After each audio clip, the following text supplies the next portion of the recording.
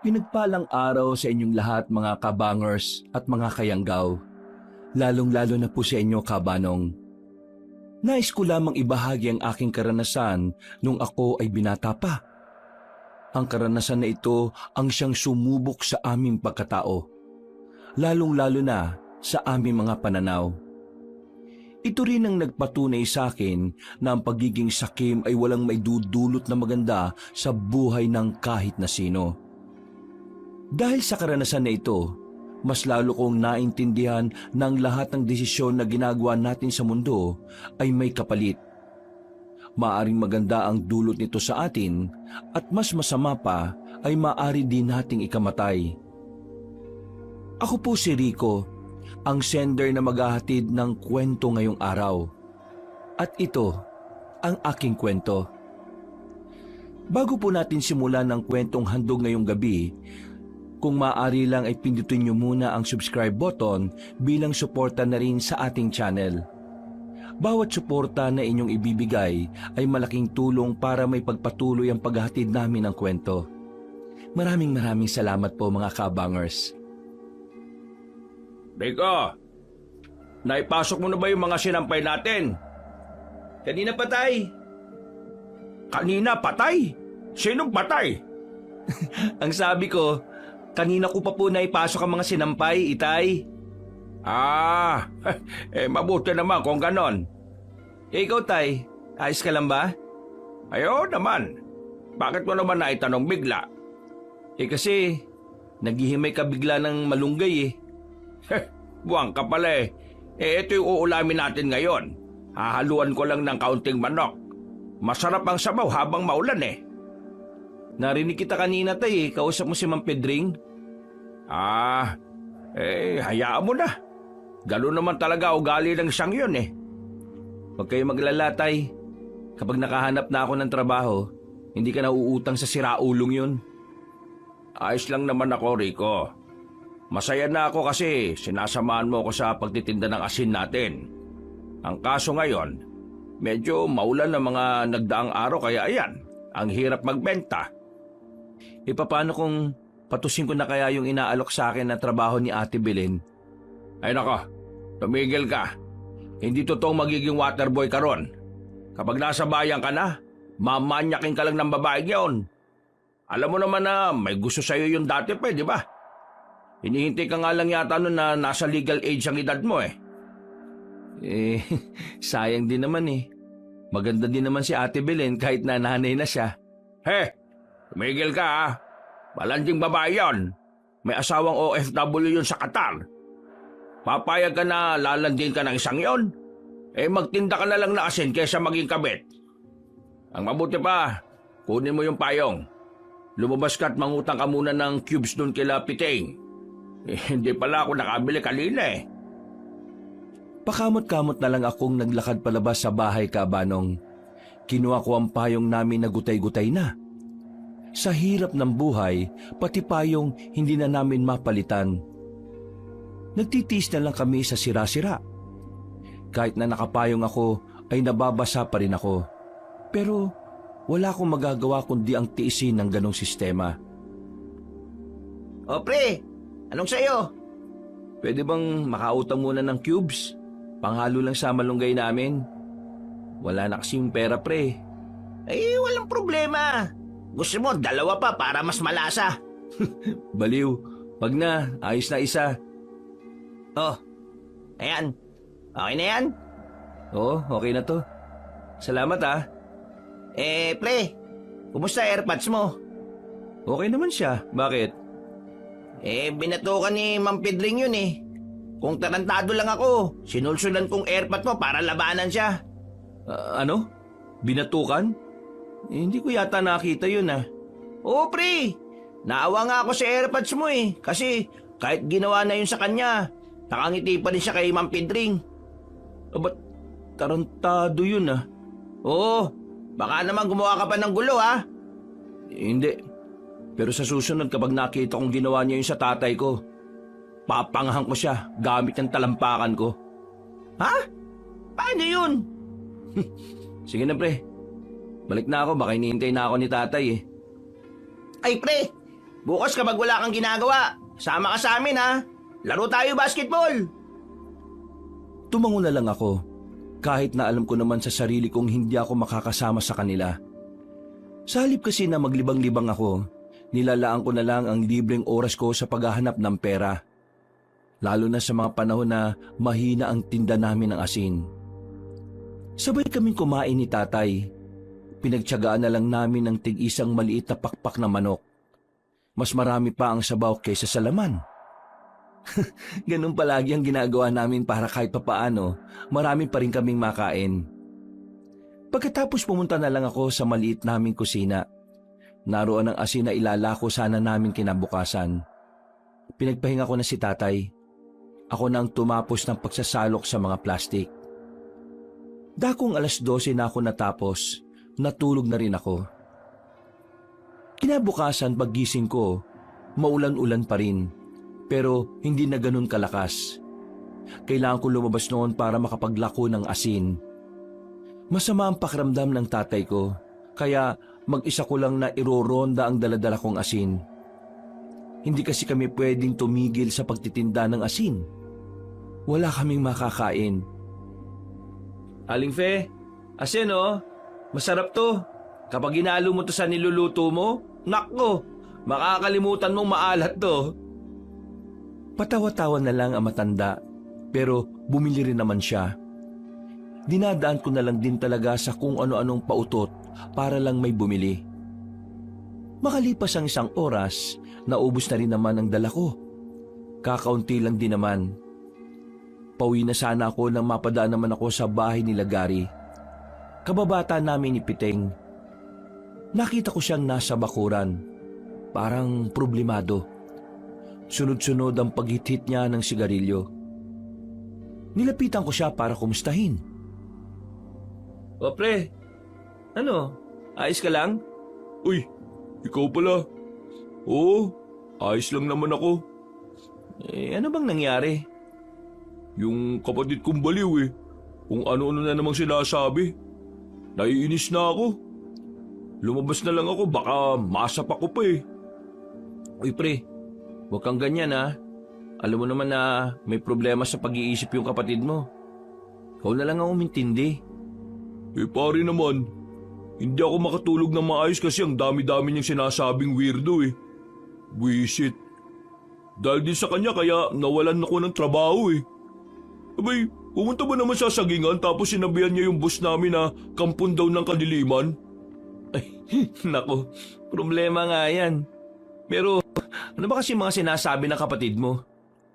Puro siya sabi na may kadiliman daw na darating dahil sa isang pagkakamali at pagiging sakim. May mga nilalang daw na mabubulabog. Tapos ano, yung mga ano raw na, ano yun, mga ano? Huy, anong mga ano? Basta, mga aswang daw. Aswang? Matagal nang walang aswang ah. Hindi naman kasi totoo yung mga yan eh. Gawa-gawa lang yan ng mga siraulo. Kaya nabubisit ako sa kapatid ko eh. Kung ako lang masusunod, pinatapon ko na sa mental hospital yan eh. Nakakaabala na eh. Kahit ako na gusto lang namang mabuhay ng maayos eh, napupirwisyo pa. Pero pre, mas maganda rin naman kung idadaan natin sa may nahong usapan ng lahat. Palagi mong tatanda na hindi mo kailangan manakit para maayos ang isang bagay. Oo, sige. Maraming salamat. O paano? Una na ako. Relax ka lang ha. Palabas na sana ako ng bakuran nila pero narinig kong sumigaw ang kapatid niya. Sinasabi nitong ang kadiliman daw ay malapit lang sa liwanag. Nagkatinginan na lang kami ni Gary. Napapailing na lang siya ng may pagkadismaya. Makalipas ang ilang araw, naging maganda na rin ang panahon. Balik paglalako na kami ng tatay ko dahil bumuti na rin naman ang pakiramdam niya. Kahit na malayo na kami, hindi pa rin kami nakakaramdam ng pagod. Sanay na kami ni tatay sa lakaran. Nabalita mo na ba yung nangyari sa San Fernando? Ho? Bakit? Anong meron? Nagkagulo.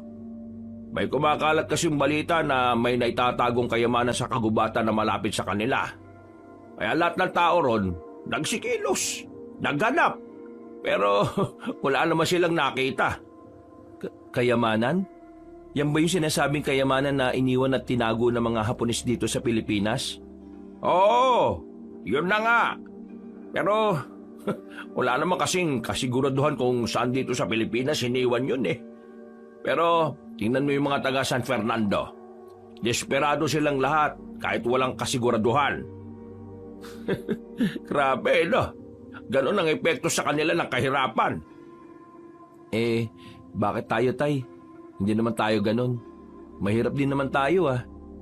Kasi tayo, naniniwala tayo na kaya tong isalba ng pagsusumikap at pagtsatsaga. Pero Tay, hindi ka ba napapagod sa buhay natin? Ano bang klaseng talong yan? Malamang nakakapagod maging mahirap. Pero wala naman tayong ibang mapagpipilian kundi ang lumaban at magpatuloy eh. Alam mo kung bakit gusto ko pa rin tumuloy? Kasi kasama kita. Ganun din naman ako, Tay eh. Ikaw lang din naman ang pinaguhugutan ko ng lakas. Kaya nga hanggat maaari, gawin natin ang makakaya natin para makapamuhay ng marangal. Napangiti na lang ako sa sinabi ng tatay ko, Kabanong. Sa aming pagpapatuloy, narating na rin namin ang isa pang baryo. Pagpasok pa lang namin, ay may mga sumalubong na sa amin. Pinakyaw nila ang mga natitira naming tinda. Masaya naman kami kasi maaga kaming makakauwi. Naku, maaga tayo makakauwi nito, Tay. Ang saya naman ng araw na to. Yan ang sinasabi ko sa iyo. Hanggat naniniwala tayong kaya nating umunlad sa maayos na paraan, ay gagabayan tayo palagi ng Panginoon at bibigyan niya tayo ng biyaya. Hindi na kami nagtagal pa sa lugar na yon. Agad na rin kaming umalis. Pero habang naglalakad kami pauwi, meron kaming natanaw na grupo ng mga kalalakihan na armado na pumasok sa kagubatan. Agad akong hinila ni tatay sa gilid. Tay, anong meron? Bakit may mga dala silang baril? Hindi ko rin alam. Pero mukhang mga rebelde mga yan. Lumapit kami roon at sumilip kami sa gubat. Nakita namin ng mga armadong lalaki na parang may hinahanap sila. Find the treasure now. We need to find the treasure. Or else I will kill you all. Tay, mukhang hindi sila rebelde. Kano yun, oh? Hinahanap din nila yung kayamanan. Diyos ko, pati mga armadong tao ay naghahanap na rin. Sino ba kasi nagpakalat ng balitang yon? Tay, umalis na tayo dito. Baka mamaya makita pa nila tayo. Baka madamay tayo. Kabadong-kabado ako noong mga oras na yon, Kabanong. Agad na rin kaming umalis ni tatay.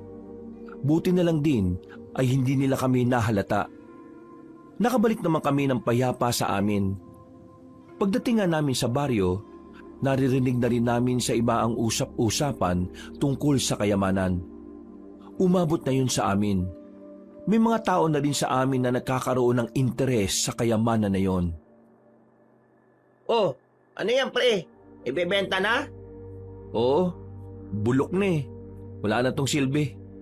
Papatimbang ko na lang. Nabulok na kasi ito eh. Sayang nga oh.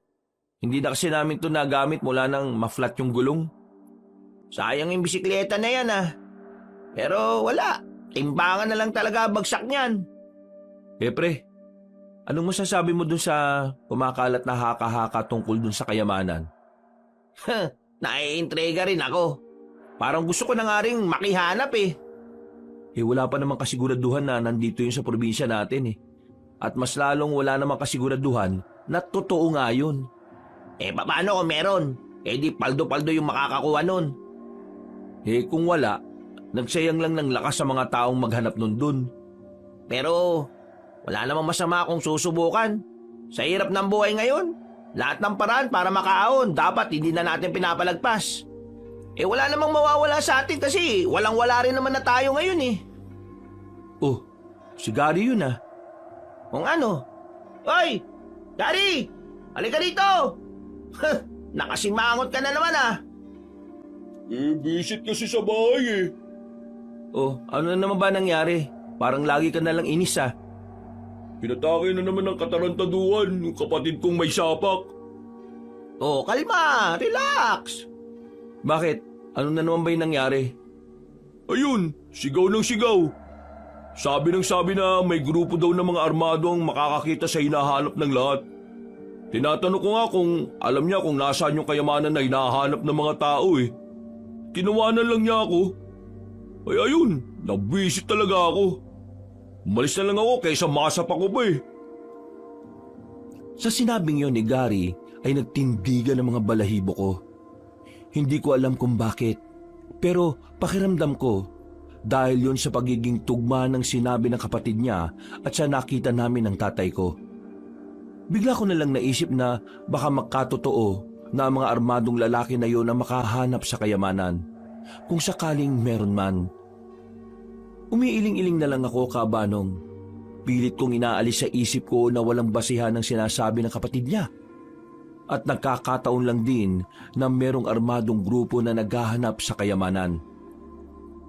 Nang maging kalmado na si Gary, umalis na rin siya kasama si Piteng. Nilapitan naman ako ni tatay at inabutan ng kape. Iniisip ko pa rin ba yung nakita natin kanina? Ay, oo, tay eh. Pero narinig mo ba yung sinabi ni Gary kanina? Hindi. Ano ba yon? Yung kapatid niya raw kasi, yung may problema sa pag-iisip. Sinasabi na may armadong lalaki raw na makakahanap ng kayamanan. Eh di ba, meron tayong nakitang armadong grupo kanina. Hinahanap din nila yung kayamanan. Baka nagkataon lang.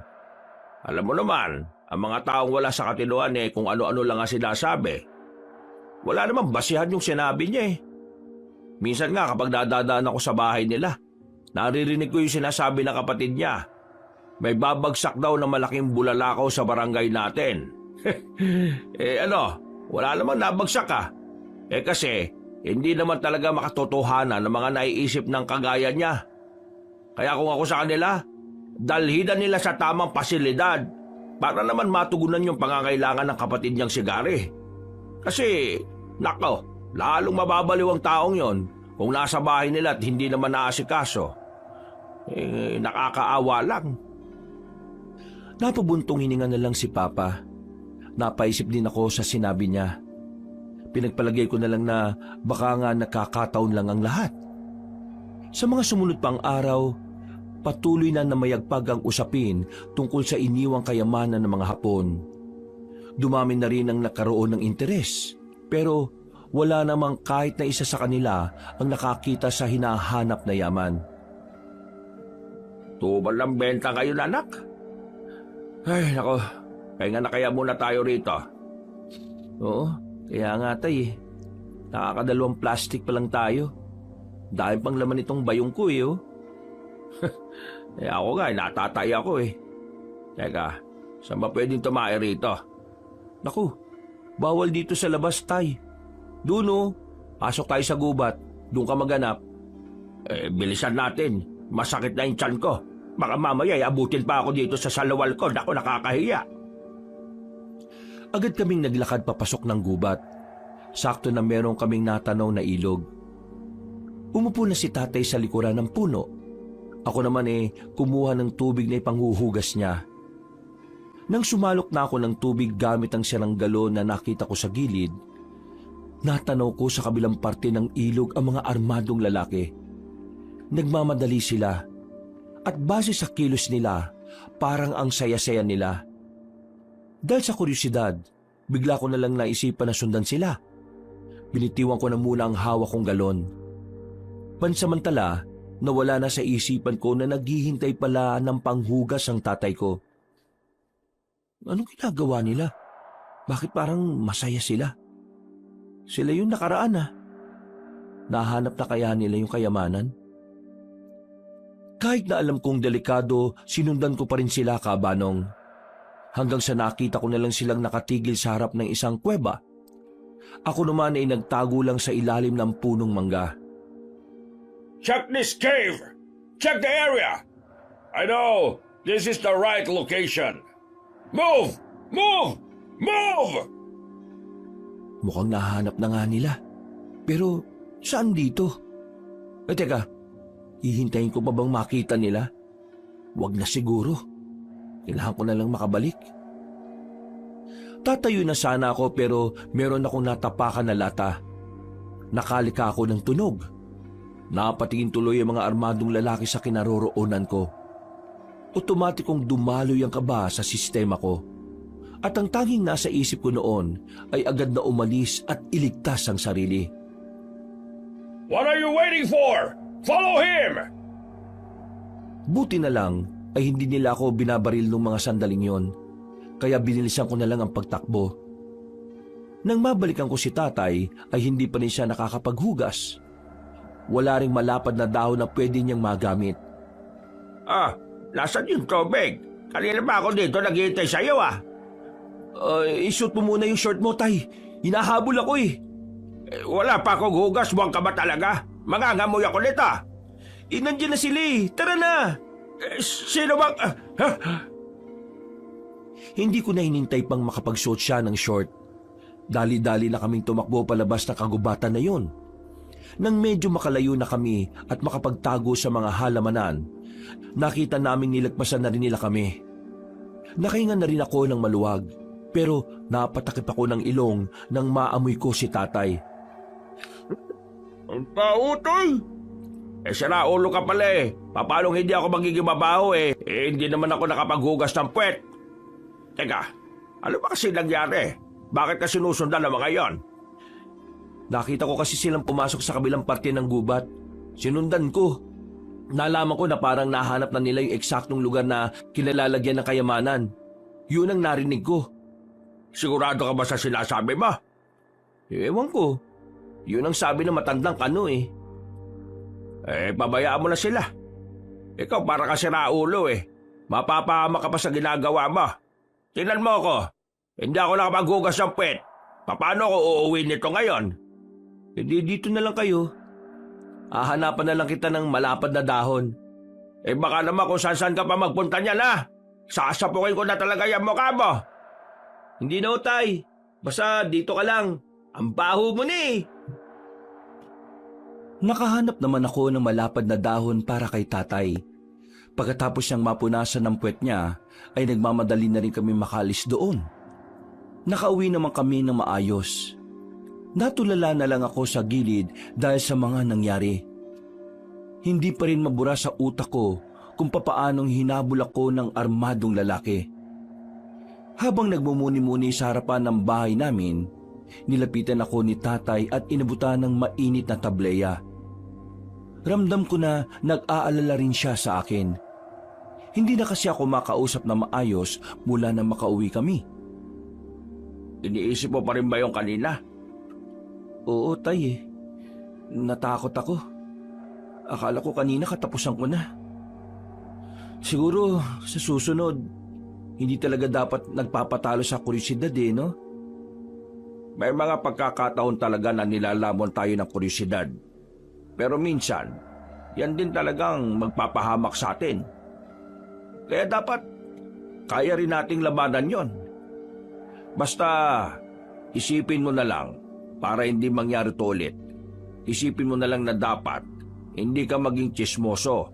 Kasi, hindi naman gawain ng lalaki yun eh.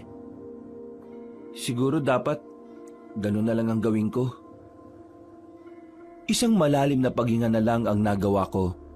Pero sa isip-isip ko, parang nagkaroon ako ng interes sa kayamanan na hinahanap nila.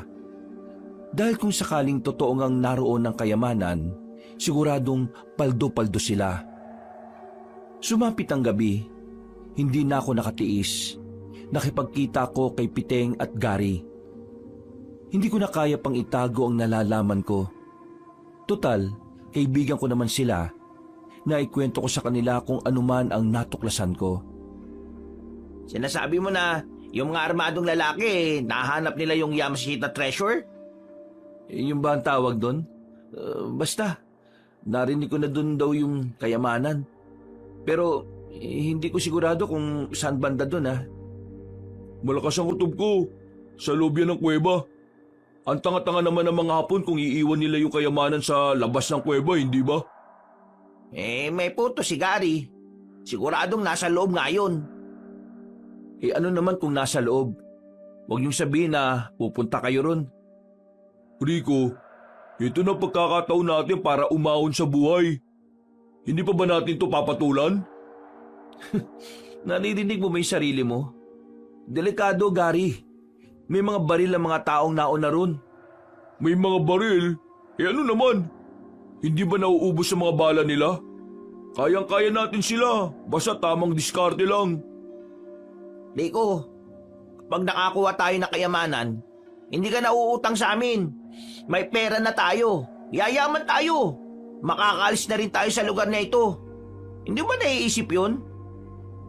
Gusto kong yumaman, pero hindi sa mapanganib na paraan. Sa anong paraan? Sa pagtitinda ng asin?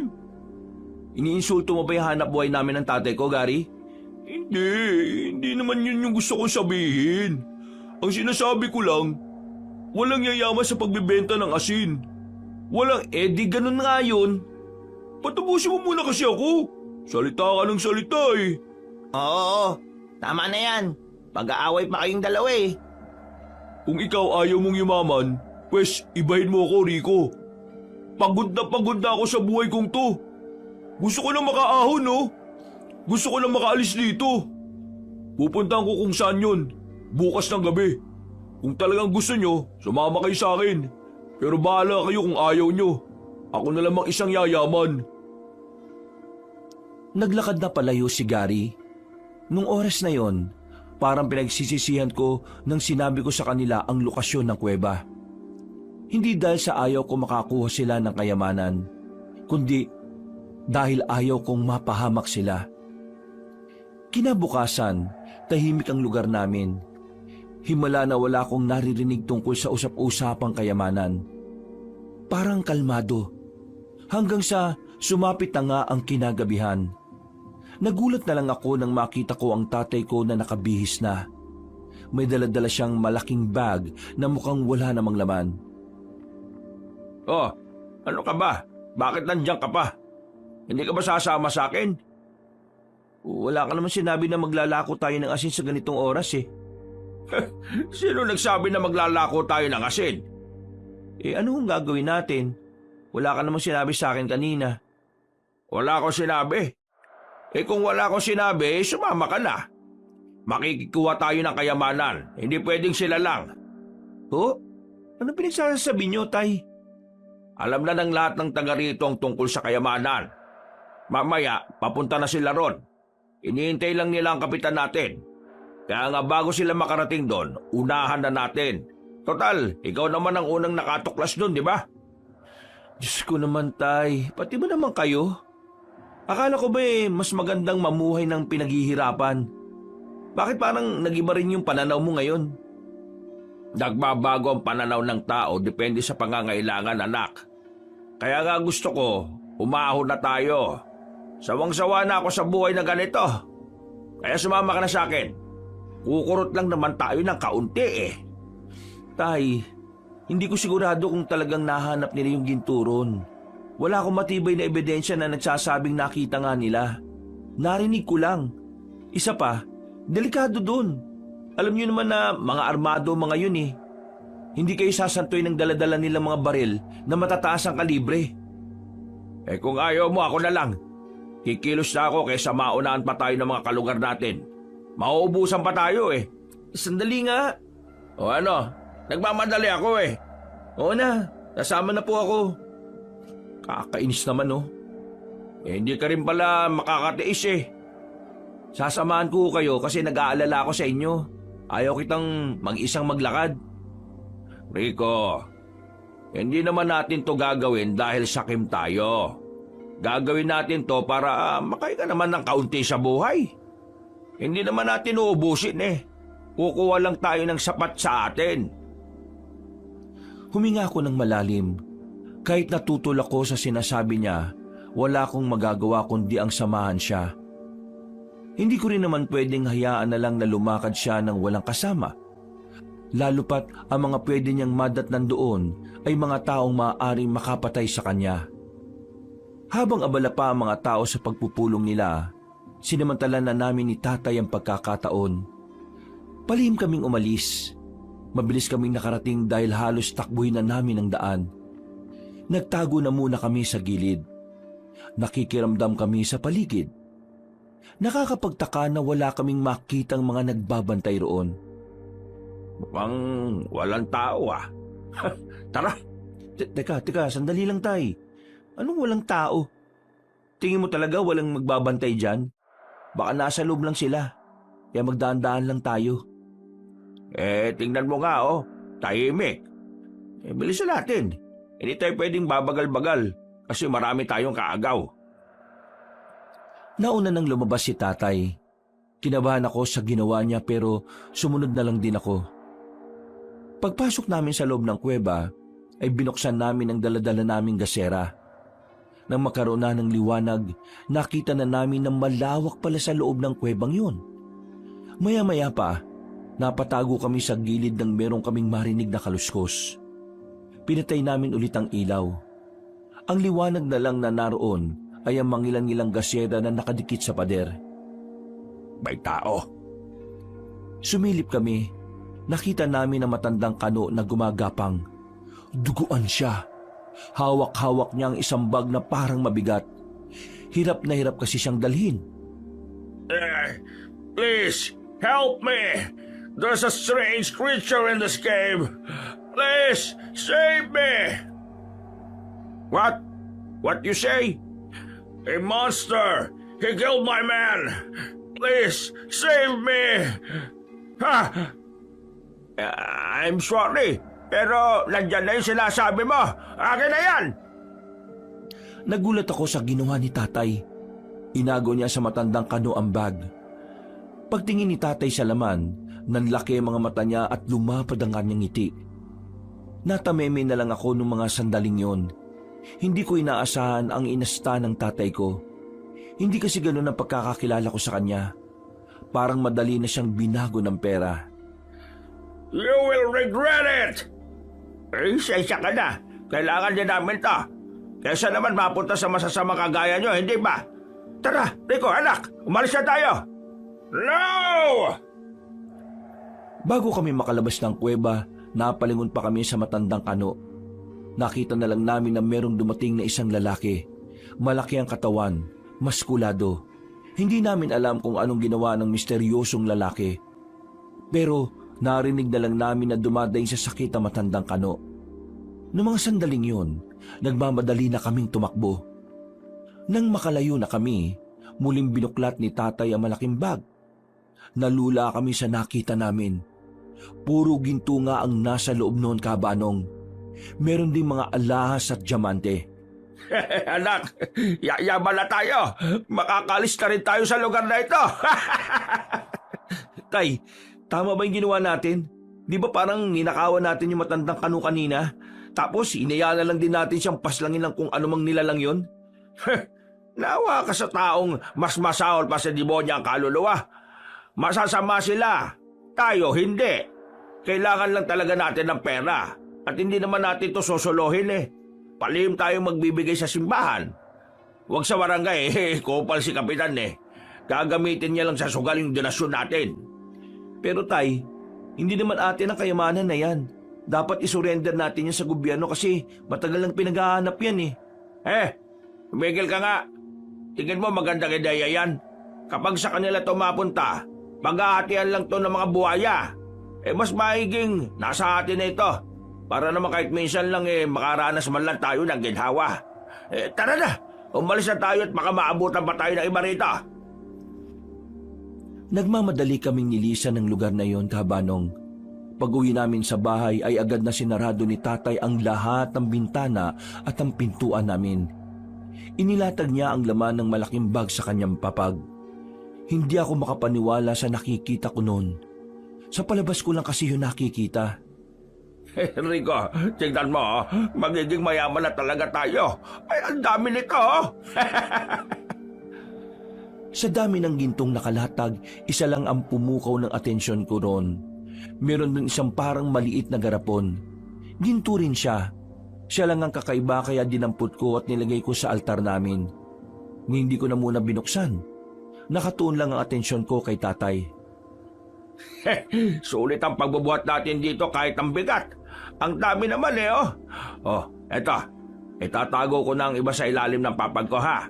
Kuha ka na lang kapag... Ha? Ano yun? May kumakatok. Wag. Hayaan mo sila. Rico! Buksan mo itong pintuan! Kasama namin ang taong bayan! Nandito si Kapitan! Mag-usap tayo! Alam kong may tinatago kayo riyan! Wag. Wag mo silang pagbuksan. Pero Rico! Buksan mo to! Kapag hindi mo to binuksan, mapipinita kami pumasok dyan! Sirahin namin itong pinto! iba na ang tono ng pananalita ni Gary, kaya kahit ayaw ng tatay ko, tumayo ko para pagbuksan sila. Bumungad sa akin si Gary at Piting. Kasama nila si Kapitan pati na rin ang mga kalugar namin. Ano bang problema, Gary? Rico, magkababata tayo. Pero hindi ko alam na gagantuin mo kami ni Piting. Pati ang mga kalugar natin. Ha? Teka, ano bang pinagsasabi mo? Pinuntahan namin yung kuweba, pero wala na kaming inabutan. Ang nakita lang namin doon, bakas ng dugo. Alam namin na kinuha nyo na yung ginto. Hindi kayo makakapagkaila sa amin. Meron kami nakita isa sa bakuran nyo eh. Hindi nyo yata napansin na nalaglag dito. Ito oh. Noong mga sandaling yun, Kahabanong, alam kong wala na akong lusot, kaya hindi na ako nagdahilan pa. Napabuntong hininga na lang ako at napayuko. Mang Rene, lumabas na kayo dyan. Alam na namin na nasa inyo yung ginto. Hindi naman tama na kayo lang ang makikinabang. Kailangan natin paghati-hatian ng mga yan. Hindi naman namin to susuluhin eh. Ibabahagi namin talaga namin ito sa ating lahat. Kaya lang naman kami nagtatago dahil doon sa nakita naming nilalang. Hindi ba, Rika? Anong nilalang? Yung nakita niyong dugo yun na matandang kano na armado. Sabi niya sa amin, mayroong mabangis na nilalang ang lumaga sa kanyang mga kasama. Yung ginto na nakuha namin, nakuha lang din namin sa kanya. Tumakas na kami nung nakita namin ang mabangis na nilalang na yun. Kung ano man ang nilalang na sinasabi nyo, wala na tayong pakialam doon oh. Ang malaga, pantay-pantay na magkaroon ng mga kalugar natin. Rico, palalagpasin namin tong ginawa nyo. Pero hindi ko nagustuhan yung tinangkan yung hindi pa alam sa mga tao yung tungkol dito. Wala na kaming nagawa pa ng tatay ko noon. Kinuha nila ang mga ginto at inilatag sa lamesa sa bakuran namin. Pinapila ang mga tao at isa-isang nabigyan. Makalipas lang ang ilang minuto ay natapos na rin ang pamimigay. Mas malaking porsyento ang napunta kay Kapitan dahil daw gagamitin sa pagpapaunlad ng lugar namin. Natulala na lang si tatay sa gilid. Hindi siya makapaniwala na mababahig-bahig ang ginto na iniisip niyang kanya lang. Samantala, hindi ako pinansin ni Piting at Gary. Lumabas sila ng bakuran namin nang hindi man lang ako tinitingnan. Wala na. Nasayang lang yung pinaghirapan natin. Anong nasayang lang? Meron pa rin naman tayong nakuha eh. Meron ka pa namang naitago sa ilalim ng papag mo, tay. Ano bang gusto nyo? Soloyin lahat? Ganyan ka na ba kasakim? Ay, bibig mo ha. Hindi ko gusto tabas ng dila mo ngayon. Totoo naman eh. Nang dahil sa ginto na yan, parang biglang nagbagong ugali nyo. Parang kinain nyo na lahat ng sinabi nyo noon na mas masarap mamuhay ng pinaghihirapan lahat ng gustong makuha. Pinaghirapan naman natin to ah. Ano pang inaangal mo? Nagbabago ka na nga talaga, tay. Hindi ako makapaniwala. Totoo nga talaga yung kasabihan, no? Na ang tao nagbabago dahil lang sa pera o kayamanan. Rico, anak. Alam mo, pasensya ka na ha. Alam kong masyado ako nagiging sakim sa yaman. Pero hindi mo ako masisisi. Mula pagkabata ko, hindi ako nakaranas ng masarap na buhay. Alam mo naman yun, hindi ba? Kaya sana, maintindihan mo ako ngayon. Kaya naman kitang intindihin, tay eh. Ang gusto ko lang, sana naman huwag kayong magbago. O sige, pinapangako ko, hindi ako magbabago. Ako pa rin ang tatay mo. Isang malalim na paghinga na lang ang nagawa ko, Kabanong. Kumalman na rin ang kalooban ko. Pakiramdam ko noon, nagbalik na ang tatay ko. Humingi rin ako ng paumanhin sa kanya kaya naging maayos na rin kaming dalawa. Kinabukasan, masaya ang buong baryo namin. Lahat ba naman ay paldo-paldo dahil sa ginto. Maingay, maraming nagkakantahan. Habang kami ni tatay, nasa bakuran lang. Hindi pa rin namin binibenta ang ginto sa bayan. Rico, anak, pasensya ka na ha. Dahil sa akin hindi ka na pinansin ng dalawa mong kaibigan. Kasalanan ko talaga yun Naging sakim ako. Ay, ayos lang. Kakausapin ko na lang sila. Pagkatapos naming mananghalian ni tatay, lumabas ako ng bahay namin. Pinuntahan ko si Piting at Gary. Sakto naman na nasa bilyaran silang dalawa. Nakita nila akong nasa labas kaya lumapit sila sa akin. Mga pre, gusto ko sana kayo makausap tungkol dun sa nangyari kagabi. Maniwala man kayo sa hindi ko talaga ginusto yun. Ayoko nga kunin yung kayamanan na yun Pero si tatay ang mapilit Hindi ko naman siya pwedeng hayaan na mag-isa pumunta ron.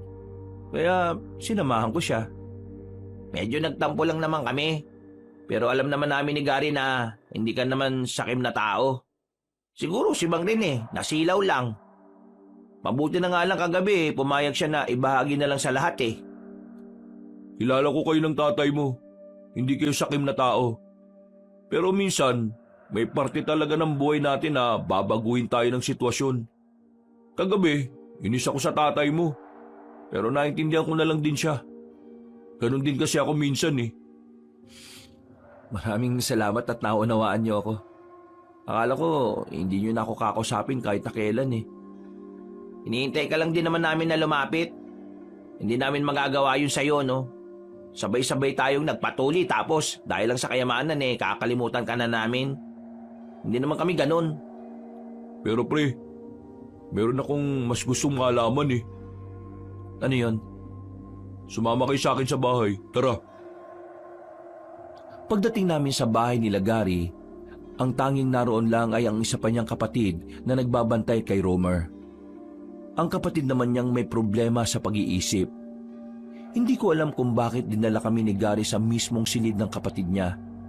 Pero nang makita ko ang drawing ni Romer sa mga pader, dito na ako kinilabutan. Kaya kita isinama rito, Rico, kasi may gusto akong itanong sa'yo. Kagabi pag-uwi ko, tong si Romer, bigla-bigla na lang nagsalita. Sabi niya, isang dayuhan daw ang pinaslang na mabangis na nilalang. Tapos, may mag-ama raw na dumating para kunin yung kayamanan. Yung mga sinabi niya, tugma sa nangyari kagabi. Tugma sa kwento ninyo. Ngayon, gusto ko lang malaman, yung mga nasa drawing niya, ganyan na ganyan ba yung itsura ng nilalang na nakita niyo sa kuweba? Yan kasi ang sinasabi ni Romer na kampo ng kadiliman Biglang namahoy sampalat ko sa sobrang kabaka-banong. Huminga na muna ako ng malalim. Napapikit pa ako nang balikan ko sa alaala ko ang itsura ng nilalang na yon. Oo, pre. Ganyan na ganyan nga. Pero, ang nakakapagtaka pre, paano nalaman ni Romer yun? Totoo nga sabi ni Lola nung bago siya mamatay. Hindi sira ulo itong kapatid ko. Meron siya kakaibang kakayahan na hindi basta-basta nagagawa ng tao. Totoo pala ang mga sinasabi niya. Hindi siya nag-iimbento lang. Pero, masasabi niya ba sa atin kung anong nilalang na naroon? Meron siyang sinasabi sa akin noon na hindi ko pinapaniwalaan. Paulit-ulit kasi. Pero ang sabi niya noon, aswang daw. Ha? Aswang? Aswang yung nakita namin ni tatay? Sabihin na natin na aswang. Pero anong ginagawa niya sa kuweba kung saan naroon yung ginto? Hindi naman talaga ito yung ginto na iniwan ng mga Hapon? Sinasabi mo bang yung gintong pinagati-hatian natin pagmamay-ari ng aswang na yon? Hindi ko alam. Pero mga pre, masama ang kutob ko. Paano kung balikan tayo ng aswang na yon? Huwag ka matakot. Marami tayo, no? Nag-iisa lang yun. Kung sakali mang dumayong aswang na yun sa lugar natin, wala rin namang magagawa yun Sabihin na kaya natin sa mga kalugar natin Para alam din nila na Wag! Magdudulot lang tayo ng taranta sa mga narito. Pabayaan na lang muna natin sila na ma-enjoy yung buhay nila. At isa pa, kailangan muna natin makasiguro na tama ang hinala natin. Hinala na alin? Na aswang nga may-ari ng mga ginto? Oo. Nagkakatinginan kaming tatlo. Baka sa mukha namin ang pag-aalala at pangamba. Kahit hindi nila sabihin, alam kong kinakabahan na rin sila. Pero pinilit na lang namin na kalimutan ang bagay na yon. Sa mga sumunod na araw, naging maayos naman ang buhay naming lahat. Walang kahit na anong nangyayaring masama. Sa katunayan, kaming dalawa ni tatay ay nakapagpatayo na rin ng tindahan sa bayan. Meron kami mga kinausap na tao para magbantay doon. Kumuha rin kami ng lupa na pwedeng gawing sakahan. O yan anak, nagsisimula nang magbago ang buhay natin. Huwag ka mag-alala, hindi naman ako magbabago. Tay, paulit-ulit ka naman. Alam ko naman na hindi ka naman talaga magbabago. At masaya ako doon. Buti nga nakinig ako sa iyo eh. Kung hindi siguro ako nakinig isa na rin akong ganid at sakim. Wala na siguro akong pinakaiba sa mga buhaya sa gobyerno ano. Uy, naan nyo lang yung boses nyo, tay. Baka mamaya may makarinig sa atin. Pareho na lang kaming natawa sa pinag-uusapan namin habang nakatanaw sa lupa na nabili namin. Napapangiti habang nakatingin sa papalubog na araw. Tara na. Kailangan na natin makabalik sa atin. Mula sa sakahan, kailangan pa namin maglakad ng halos 5 minuto kung saan nakaparada ang motorsiklo na iniwan namin. Hindi na kasi yon kayang ipasok pa sa mismong tapat ng bukid. Habang naglalakad kami, nakatingin na kami ng tatay ko nang may marinig kaming kaluskos sa paligid. Tinapik agad ako ng tatay ko sa balikat at saka tumawa. Nakakainom mo ng kape yan anak Kaunting kaluskos, kabado ka na kagad. Kalma. Baka mga bayawak lang yan. Tara na. Para makauwi na tayo. Hindi na ako tumugon. Binilisan na lang namin ang paglalakad hanggang sa makarating na kami sa pinagparadahan ng motorsiklo namin. Nang makabalik na kami sa baryo, sinalubong ako ni Piteng. Pinauna ko na si tatay habang ako ay kinausap pa ako ng kaibigan ko. O bakit? May problema ba? Bakit ganyan ang itsura ng pagmumukha mo? Pre, naalala mo yung sinabi ni Romer nung nakaraan? Yung nandun tayo? Nitong nakaraan lang. Oo naman. Bakit? Di ba ang sabi niya, meron daw mamamatay. At yung mamamatay daw na yon, isa sa mga nakakuha ng ginto galing doon sa kuweba. Pre, may namatay na kanina. Si Mang Tobong. Natagpo ang walang buhay sa ilog. Lasog-lasog yung katawan niya, pre. Tingin ko, nangyayari na yung kinakatakutan natin. Parang binabalikan na tayo ng nilalang na nandun sa kuweba. Teka. Kalma lang Baka naman may ibang gumawa nun kay Mang Tobong. Huwag tayo basta-basta mag-isip ng kung ano-ano kung wala pang nangyayaring investigasyon. Si Gary, nasaan? Andun, sa kanila. Binabantayan yung ano pa yung sasabihin ng kapatid niya. O sige, mauna ka na doon. Uwi muna ako sa amin. Magpapaalam lang ako kay tatay. Nagmamadaling umalis si Piteng. Ako naman ay aminadong kinabahan din sa nalaman ko. Pag-uwi ko naman sa bahay, napadako ang tingin ko sa altar. Saka ko lang naalala na meron pala akong inilagay na parang garpo na ginto doon. Sa pag-iisip na baka may kumuha noon na ibang tao, kinuha ko yon at inilagay sa ilalim ng papag ko. Tay, pupunta lang ako kina Gary May pag-uusapan lang kami. Ay siya sige. Pero huwag ka naman masyado magtagal doon Kasi mamaya maghahapunan na tayo. Pagdating ko kina Gary, inabutan ko sila sa bakuran nila. Nag-ahasa ng itak si Gary. O pre, para saan yan? Nasabi ko na kay Biting, susubukan kong puntahan yung nasa kuweba. Ha? Buwan ka ba pre? Nung laban mo ron, aswang yun. Tsaka, bakit ba bigla ka na lang makakaisip ng ganyan? Parang dati lang hindi ka naman naniniwala sa mga aswang Sa mga nangyayari ngayon, kumbinsido na akong totoo mga salot na aswang na yan. Kaya hindi na ako magsasayang ng oras. Kaysa unahan niya kami, uunahan ko na siya.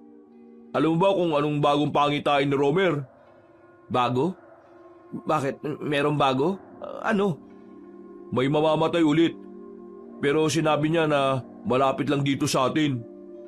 Pero pre, delikado. Kung nakita mo lang yung aswang na yon, talagang kikilabutan ka. Wala akong pakialam. Kailangan mamatay siya bago pa siya makaperwisyo. Kung magsabi kaya tayo kay Kapitan para makahingi tayo ng backup. Kupal si Kapitan eh. Wala siyang pakialam. May mga nagpaabot na rin ng balita sa kanya tungkol sa nangyari kay Mang Tobong. Pero hindi siya naniniwalang aswang ang gumawa nun eh. Wala akong aasahan sa siraulong yun. Dapat pala hindi na natin hinatian ng ginto yung kapitan natin eh. Dami-dami pa napunta sa kanya. Wala rin naman palang kwenta. Ano, nasama ba kayo? Kung hindi naman ayos lang din naman sa akin. Hindi naman ako namimilit eh. Rico, sasama ako. Hindi pwedeng ngayaan na lang kita na lumakad na mag-isa doon.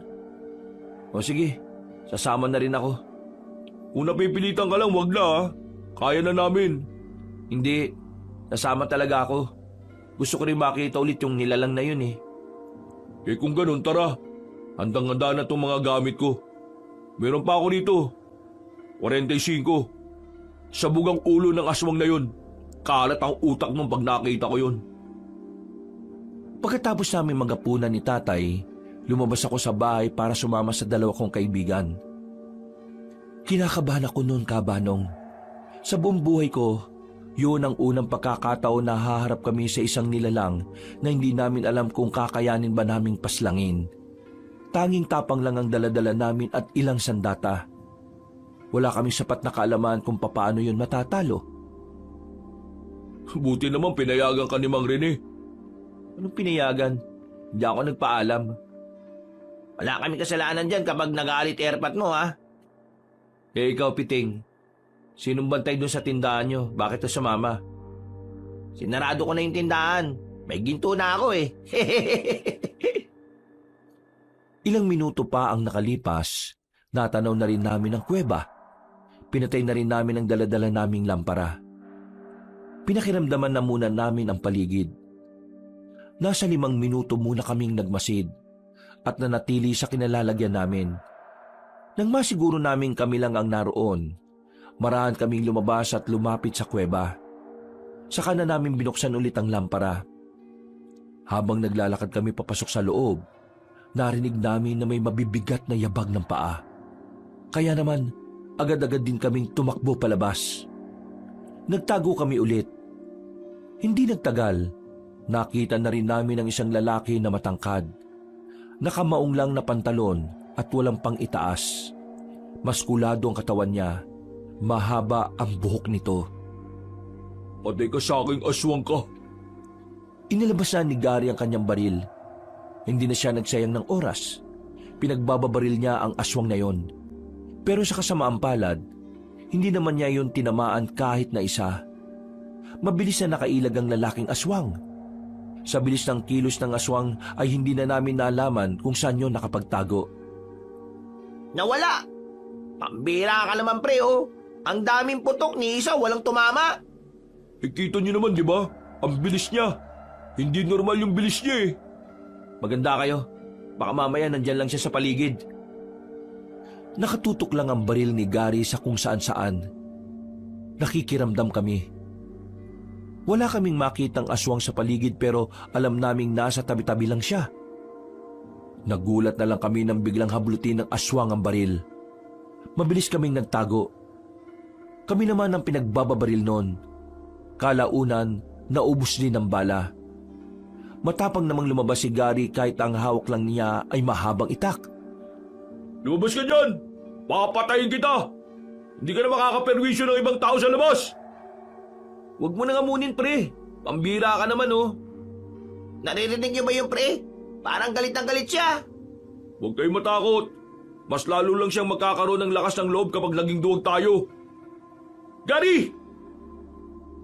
Hindi na namin namalayan na nasa gilid na pala ang lalaking aswang. Madilim kasi sa bandang yun kaya hindi na rin namin nabantayan. Nahila ng aswang si Gary. Sinubukan niyang tagain yon pero wala rin namang nagawa ang itak niya. Pumaibabaw ang aswang sa kanya. Kami naman ay sinubukan ding umatake sa aswang pero masyado siyang malakas. Nasipa lang kami sa gilid kaya agad kaming bumalandra. Pero may kakaibang nangyari. Nakita na lang namin na natataranta ng umalis ang aswang habang may tama na ng palaso sa balikat. Hindi na yung pumasok ng kuweba. Hindi nyo na dapat inamon ng isang aswang lalo na kung wala naman kayong alam kung paano siya papaslangin. Sino kayo? Lumapit siya sa amin. Tinutukan namin siya ng ilaw para makilala ang mukha niya. Matanda na siya, pero malakas pa ang pangangatawan. Marami siyang burlolay sa katawan, kaya ang unang pumasok sa isipan ko, baka isa siyang albularyo. Liitin mong aswang ang kinakalaban nyo. Hindi nyo siya kakayanin. Kung hindi ako dumating, siguradong wala na kayong tatlo. Eh di salamat. Sino kayo? Sabihin nyo. Isa akong albularyo. Trabaho kong hanapin ang mga aswang na yan at paslangin. Mga aswang? Marami sila? Oo. At yung aswang kanina, isa lang yon. Baka maraming aswang sa kuweba na yan. Diyos ko naman. Wala. Wala nang aswang sa loob. Nararamdaman ko. Nararamdaman? May kapangyarihan ka ba? Para maniwala kayong wala nang mga aswang sa loob. Sumama kayo sa akin, papasok ako. Nauna nang naglakad ang matandang lalaki. Nakatinginan kami saglit, pero sumunod din naman kami sa kanya. Wala pa kaming tiwala sa matandang yon, kaya naisipan ko nang tanungin ang pangalan niya habang naglalakad kami sa loob ng kuweba. Mang Juan ang pangalan ko. Malayo pa ang tinitiran ko. Naglalakbay ako para lang mahanap ang mga aswang. Hindi ko alam na narito pa lang isa sa mga aswang na dapat kong mapaslang. Kaso ang problema, nakatakas.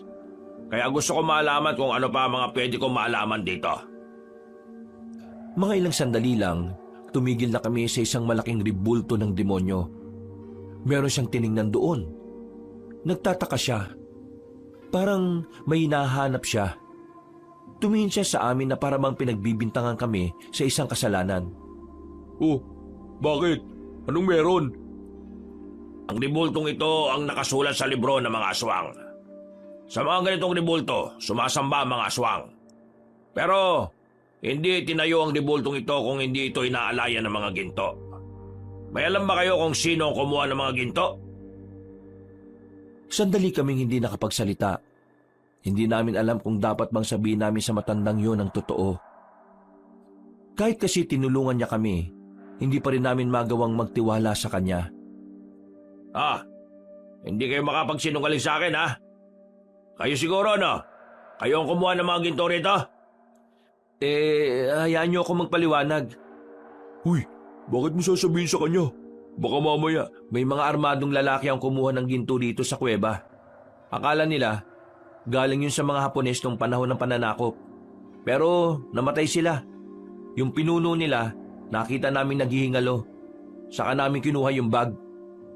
Pero kayo pa rin ang nakinabang sa ginto. Nasaan ang mga ginto? Nasaan ang parato? Ha? Anong parato? Ang parato, isa ring ginto. Pero hindi ito kagaya ng mga pangkaraniwang ginto. Dahil ang bagay na ito ay pinakamahalaga sa mga aswang. Ang parato ay inilalagay sa ilalim ng ribultong ito. Pinaniniwalaan nila na sa paratong yon, namamalagi ang kaluluwa ng mga mahal nila sa buhay. Parang doon nilalagay yung mga abo ng mga namatay nilang mga kamag-anak? Hindi, abo. Mismong kaluluwa ang mga naroon. Hindi nyo dapat kinuha ang bagay na yon. Hindi nga namin alam kung ano ang parato. Wala naman kaming nakuha na banga dyan . Kailangan mahanap yon. Kung hindi, maaaring malagay sa alanganin ng buhay ng karamihan sa inyo. Huwag na nga tayo makinig sa isang yan. Hindi natin kilala yan . Ngayon lang natin yan nakausap at nakita. Baka mamaya may ibang binabalak sa atin yan. Hoy, makinig kayo sa akin. Kailangan nyo hanapin ang parato at maibalik dito. Kung hindi nyo may babalik, madadamay ang mga inosyenteng buhay. Sige nga, sabihin mo na lang nga sa amin. Ano bang itsura ng parato na yan? Wala akong tsak na pagkakalarawan. Ang nabasa ko lang, para siyang lalagyan. Hindi ko alam kung nasaan yun. Wala naman kami nakitang ganun eh. Baka hindi kami nakakuha. Baka mga armadong lalaki nakakuha nun. Kung hindi kayo nakakuha, kailangan nyo pa rin hanapin yon at maibalik dito. Dahil madadamay pa rin kayo sa oras na dumalaw na mga aswang dito para magsamba. Kayo lang ang malapit sa lugar na ito. Kaya kayo lang ang babalikan nila. Eh di ba sabi mo, tumutugis ka ng aswang? Eh di tulungan mo kami kapag nangyari yung sinasabi mo. Oo, tutulungan ko naman talaga kayo eh. Pero hindi ko maililigtas ang maraming buhay kung mga inosyente ay idadamay nila. Iisa lang ako. Mga pre, tingin ko kailangan nga nating mahanap yung bagay na yun. Kahit yun na lang ang maibalik natin. Di ako naniniwala sa isang to eh. Baka mamaya, sinasabi niya lang yun para magkaroon siya ng parte sa mga ginto. Ganyan ka ba kawalang utang na loob? Matapos ko kayo iligtas, lalo ka na. Pag-iisipan mo ako na masama. Eh gano'n naman talaga ang mga masasamang tao, di ba? Nagpapanggap munang mabuti sa umpisa.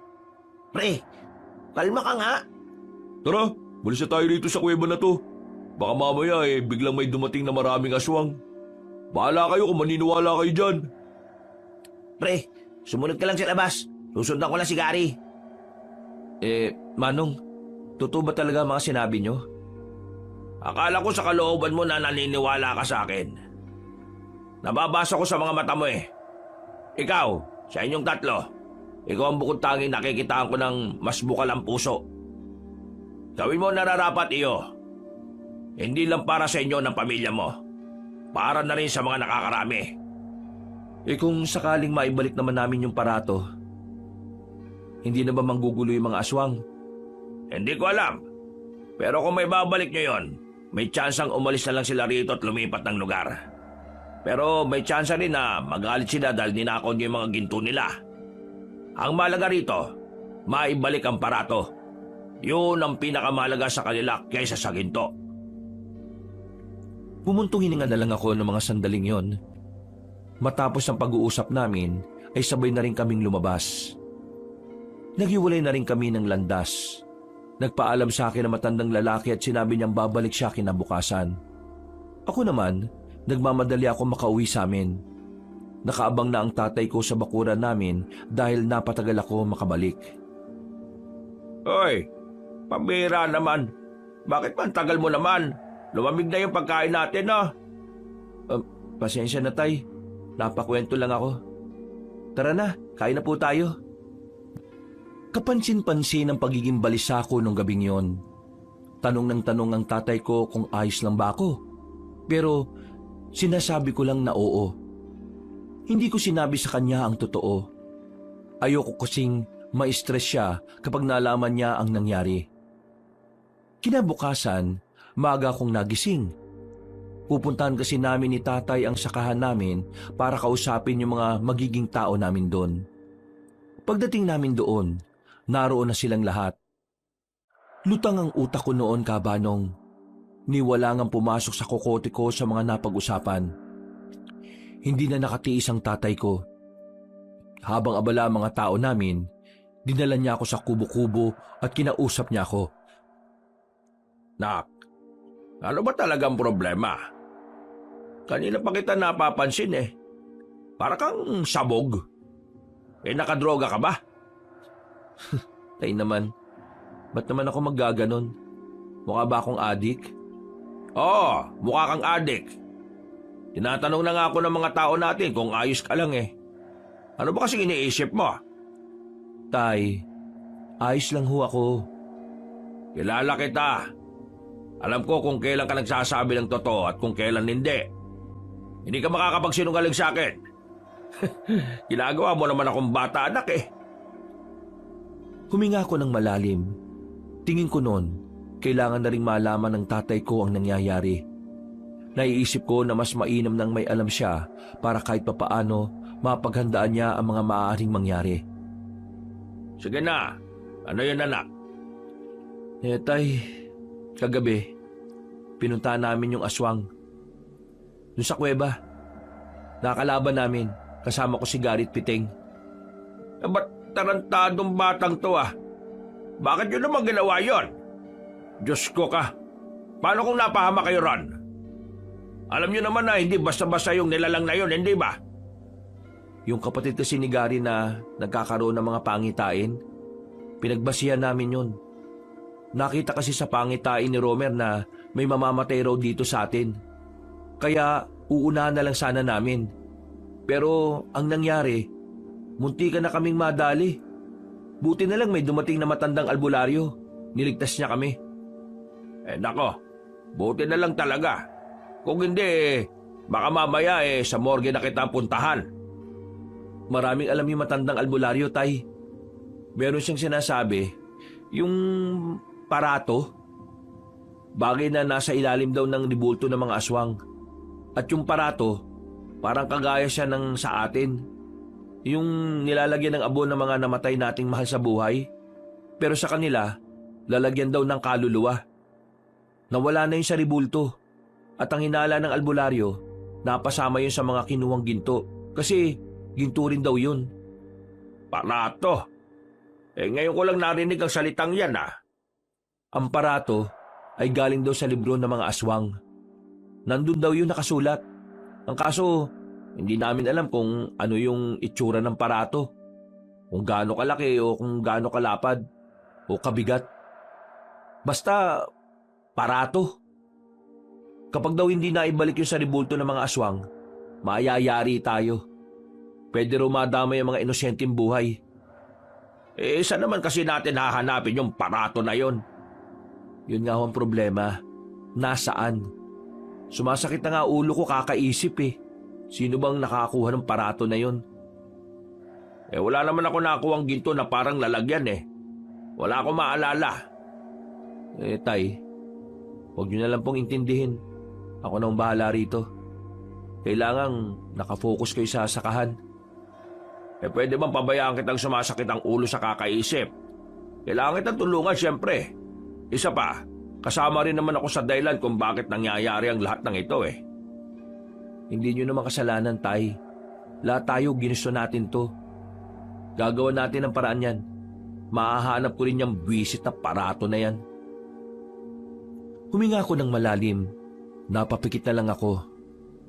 Maya-maya, nagpaalam ako kay tatay. Pinuntahan ko si Piteng. Sumama siya sa akin at pinuntahan naman namin si Gary. Uminit ang ulo ko nang makita ko siyang nagiinom lang sa bakuran nila. Parang hindi man lang siya gumagawa ng paraan kung paano namin makikita yung parato na sinasabi ng matandang albularyo. Gary! Hindi tumayo si Gary sa kinilalagyan niya. Kaya naman ako na mismo ang lumapit sa kanya.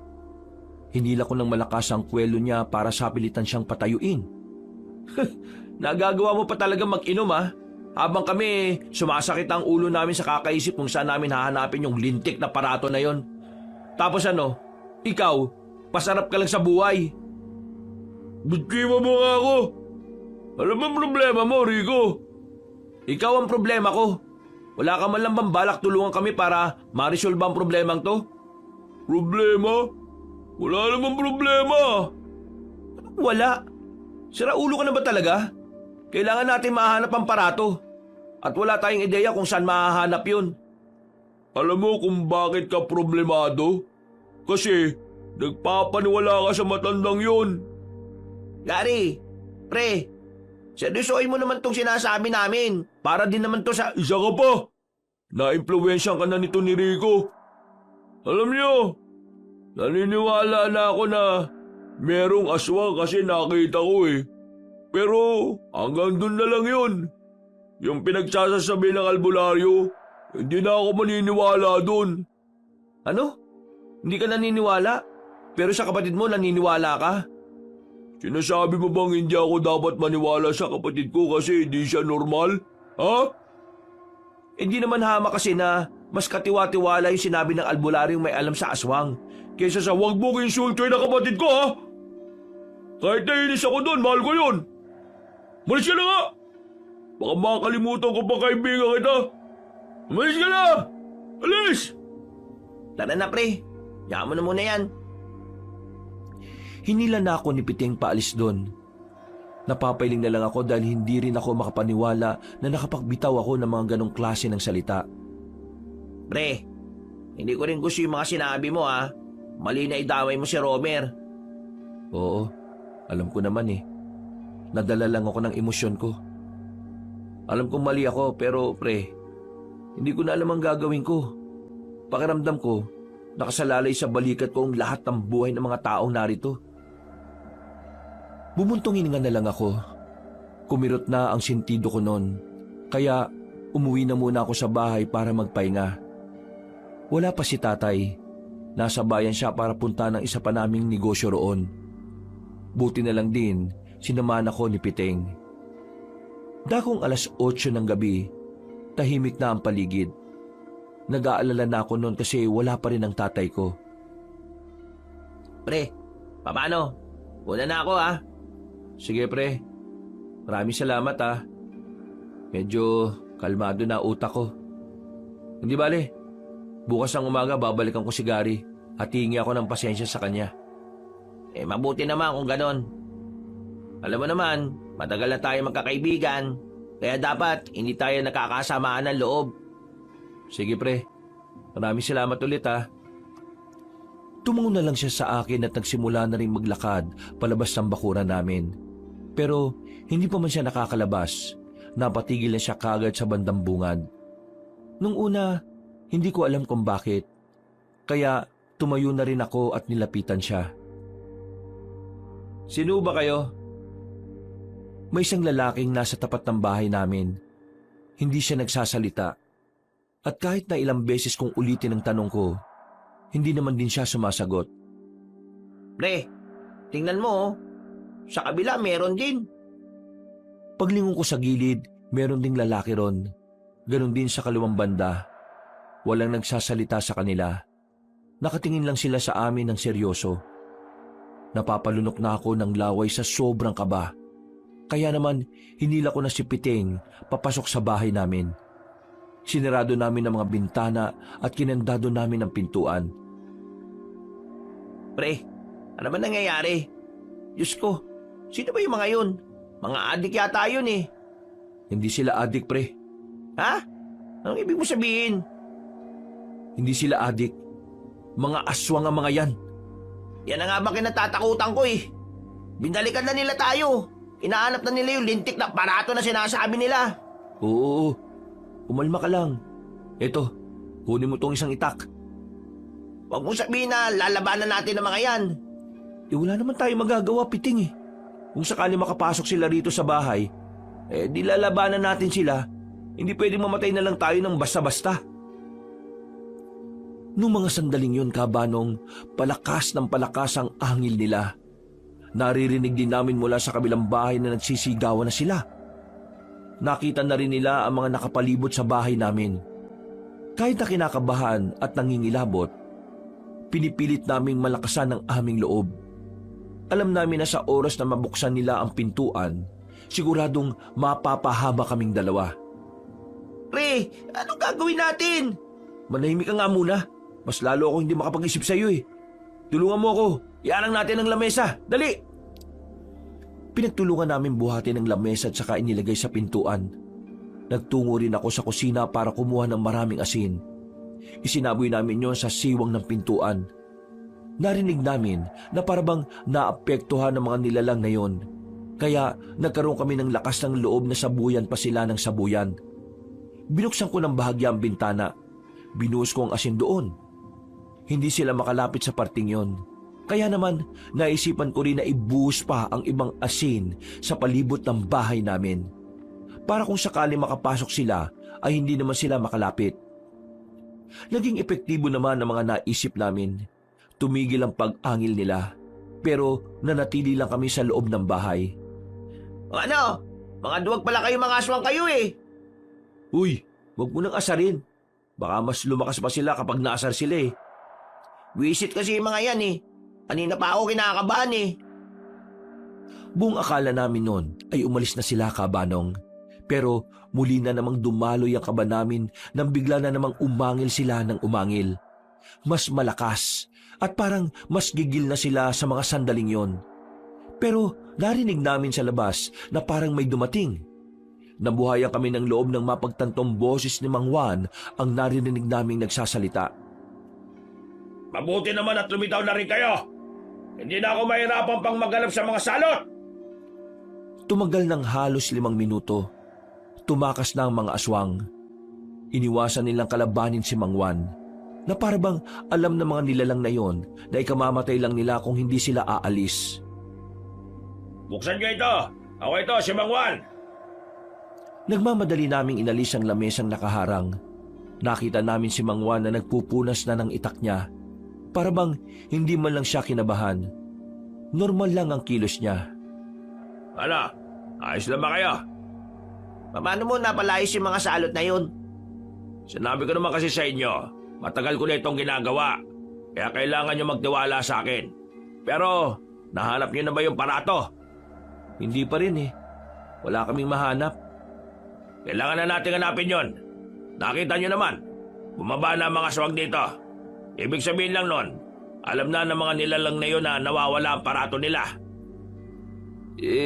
Kayo ho, may ideya na ba kayo kung anong itsura ng parato? Wala pa rin eh. Basta ang alam ko lang, ha? Natigil ang pag-uusap namin nang biglang makarinig kami ng malakas na sigaw mula sa hindi kalayuan. Mga tinig ng mga kalugar namin na humihingi na ng tulong. Tumakbo kami patungo roon kasama si Mang Juan, pero huli na nang dumating kami.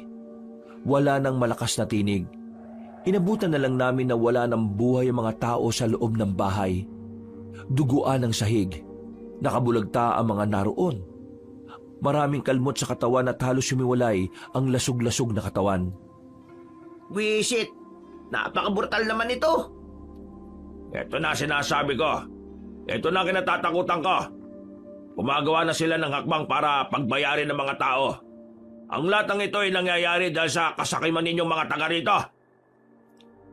Hindi ako nakapagsalita, Kaabanong. Aminado naman ako na isa ako sa dahilan kung bakit nangyayari ang kaguluhan na yon. Napabuntong hininga na lang ako.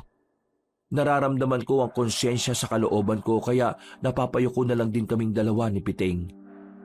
Pero hindi pa naman huli ang lahat. Ang una niyong gawin, sabihin ng barangay, ipaalam ang tunay na sitwasyon ng inyong lugar.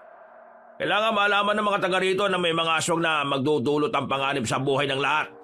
Bilisan niyo na! Kumilos na kayo! Wala na kami sinayang na pagkakataon. Tumakbo na kami patungong barangay at saka sinabi ang mga nangyari. Naniwala naman sila na mga aswang ang pumaslang sa mga biktima. Pero bigla nila akong sinisi at ang tatay ko. At dahil doon, maging ang ibang mga taga sa amin ay galit na rin sa amin ni tatay. Pre, tingin ko, kailangan nyo munang umalis dito. Galit sa inyo mga tao eh. Ayaw sinisisi kung bakit nangyari ang lahat ng ito. Ha? Bakit ako? Nakinabang din naman lahat sila dito ah. Kung saan na, hindi sila nakihati. Hindi naman sila babalikan ng mga aswang eh. Oo nga, nandun na tayo. May kasalanan nga rin sila. Kami. Pero pre, ang sinasabi ko, wala kang magagawa ngayon. Kahit ipaliwanag mo sa kanila, hindi kanila pakikinggan dahil galit sila sa'yo. Mapapahamak lang kayo ng tatay mo. Pero wala pa si tatay eh. Hindi ko alam kung anong nangyari sa kanya. Hintayin mo na lang siya sa bahay nyo. Kapag dumating ang tatay mo, saka kayo umalis. Magpalamig muna kayo sa ibang lugar. Masama ang kutob ko, pakiramdam ko, kayo ang pagbubuntanan ng mga tao rito eh. Tinapi ko na lang si Piting sa balikat. Naghiwalay na kami ng landas nang lumiko na kami sa isang kanto. Agad ako umuwi sa amin. Dismayado ako nang mapagtantong wala pa rin ang tatay ko. Hindi ako mapakali. Sobrang nag-aalala ko para sa ama ko. Sinimulan ko na nga rin mag-impake noon. Ay nako, bira naman si tatay oh. Kung kailan nangyayari ang lahat ng ito, saka naman hindi mahanap. Nang sumilip ako ulit sa labas, nakahinga na ako ng maluwag nang makita ang tatay ko na kapapasok lang na bakuran. Bakas ang taranta sa mukha niya. Rico, ano nangyari? Bakit galit sa akin yung mga taong naroon sa bandang unahan? May inatake ang mga aswang tay, isang pamilya. Pinatay ng mga aswang ngayon. Galit sa atin ng mga tao dito sa atin. Tayong sinisisi nila eh. Sinasabi nila na kung hindi natin kinuha yung ginto, wala sanang ginto na paghahati-hatian. Abat, sira ulo pala sila eh. Kung hindi sila nakiepal at kumuha ng daladala natin, di sana hindi sila madadamay. Di sana tayo lang ang nasa panganib ng mga buhay ngayon. At hindi na tayo mahirapan pang isipin kung kanino napunta yung aparato. Aparato ba yun? Aparato? Wala na tayong oras, Tay. Kailangan na muna nating umalis dito bago pa sila makaisip na pagbayarin tayo. Tama, bakit naman tayo aalis? Wala naman tayo kasalanan, Rica. May kasalanan man tayo o wala, kailangan nating lumayo muna rito, Tay. Wala na silang pakikinggan eh. Tayo ang sasaktan nila kasi tayo lang ang kaya nila. Mas uunahin pa nila tayo kaysa sa mga aswang. Mga siraulo. Teka, sandali lang. Bakit na naman? Yung mga ginto ko sa ilalim ng papag. Wag na. Sapat na yung meron tayo. Umalis na tayo. Wala nang nagawa ang tatay ko nang hawakan ko siya sa braso at sapilitan ko siyang hinila palabas ng bakura namin. Baka sa mukha niya ang panghihinayang, pero hindi ko na talaga hinayaang dalhin niya pa ang mga gintong hindi naman talaga sa amin. Pero habang naglalakad kami palabas ng baryo namin, nakita kami ng mga kalugar namin. Alam nilang aalis kami, kaya inalarma na nila ang iba pa naming kabaryo. Buwisit, Tay! Takbo na! Birang buhay naman ka, Hawak-hawak ko si tatay sa braso habang tumatakbo kami. Pumasok kami sa iskinita. Madilim ang parting yon kaya doon na muna kami nagtago. Nang malagpasan na kami ng mga tao, lumuwag ng bagya ang paghinga namin, pero hindi pa raw natatapos ang lahat. Mahirapan kami makalabas ng lugar namin dahil nagising ang mga residente. Kasalanan ko to eh. Tay, hindi to ang tamang oras para magsisihan. Tulungan mo na lang ako makapag-isip kung paano tayo makakaalis dito. Halos 10 minuto rin kaming nakatago sa dilim sa parting yon. Pagsilip ko, wala na mga tao. Malayo sila sa amin kaya nilakasan namin ni tatay ang loob. Bilis, Tay! Bilis! Teka, sandali lang naman. Matanda kasama mo. Hindi pa kami nakakalayo. Natanong na namin ang isa pang grupo ng mga residente. May dala silang mga sulo. Hindi ko alam kung kami ba ang tutugisin nila o ang mga aswang. Pero kahit na hindi naman nila kami nakikita, gumilid kami ulit ni tatay. Mukhang mahihirapan tayo, Tay. Kasi ang tanda ko na, mabagal akong kumilos. Kung ikaw na lang kaya mauna, anak. Ha? Hindi ko kayo iiwan, no? Bakit ko kayo iiwanan? Hindi pwede. Matanda na nga ako. Magiging pabigat lang ako sa magtakas mo.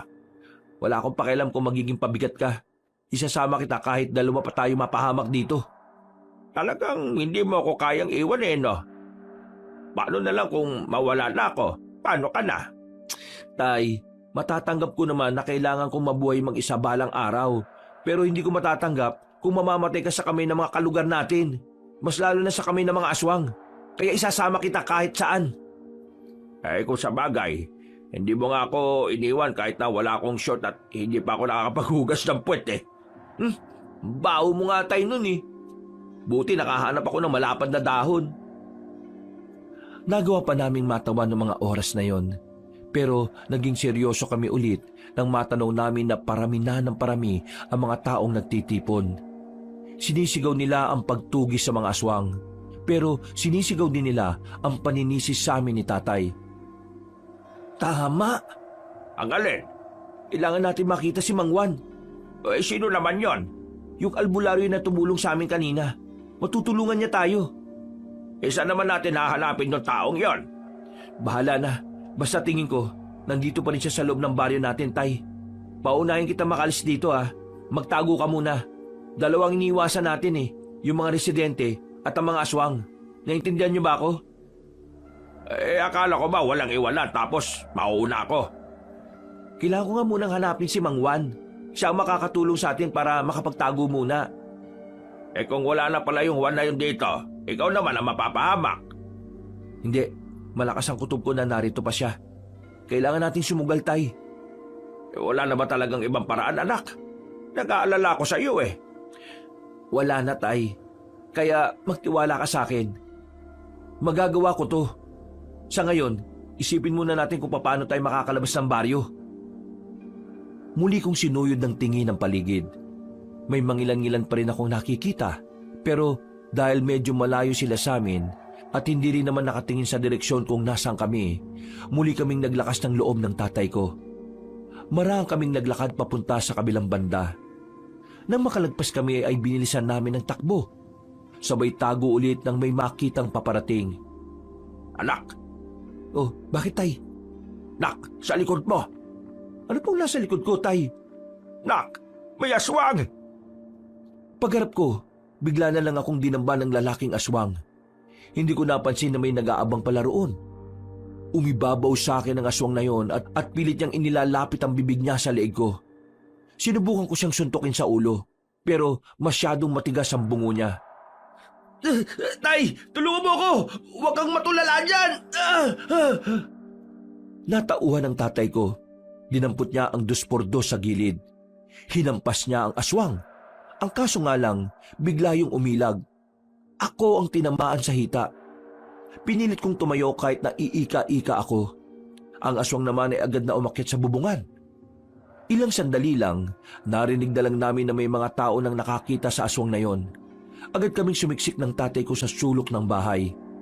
Nagkagulo sila dahil sa aswang. Hinabol nila yon habang kami naman kumuha lang ng tamang pagkakataon. Lumabas kami ulit nang masigurong wala ng mga residente. At habang papatakas kami, bigla na lang merong umilas sa aming dalawa papunta sa dilim. Shh! Huwag kayo maingay. Mang Juan! Sinabi ng huwag maingay eh. Nanahimik kaming dalawa ni tatay. Pinalagpas lang namin ang mga tanod at ang kapitan namin na may mga dalang pamalo. Nang makalayo na sila, ay saka na kami nakahinga ng maluwag. Buti naman at nahanap nyo kagad kami. Wala kami ibang matatakbuhan eh. Ikaw lang. Tutulungan ko kayo. Papatayin kayo ng mga yun eh. Sira ulo, di ba? Ikaw pala yung albularyo na tumulong sa anak ko. Rico, meron pa tayong isang problema. Ano ho yun? May mga aswang dito sa baryo nyo at hindi pa sila umaalis. Hindi ko alam kung kailan sila lalabas at hindi ko rin sila makita. Kung sana magkaisa mga tao na tugisin sila. Kakailanganin ko sana ng tulong nila. Hindi ko kaya mga aswang kung mag-isa lang ako. Anong binabalak nyo? Wala akong magagawa. Kailangan muna nating iwan ang baryo na ito. Hindi ko pwedeng isugal ang buhay ko kaagad. Kapag ako nawala, wala nang haharap sa kanila. Kaya mag-iisip muna ako ng mas magandang plano. At susubukan ko rin makausap ang iba pang albularyo na samahan ako sa laban kontra sa aswang dito. Noong mga sandaling yon, nagpahinga na muna kami sa kinalalagyan namin. Makalipas lang ang halos 10 minuto ay lumabas na rin kami. Dahil abala na ang mga residente sa pagtugi sa mga aswang, nagawa na namin makalayo roon. Hindi na kami sa pinakabungad dumaan.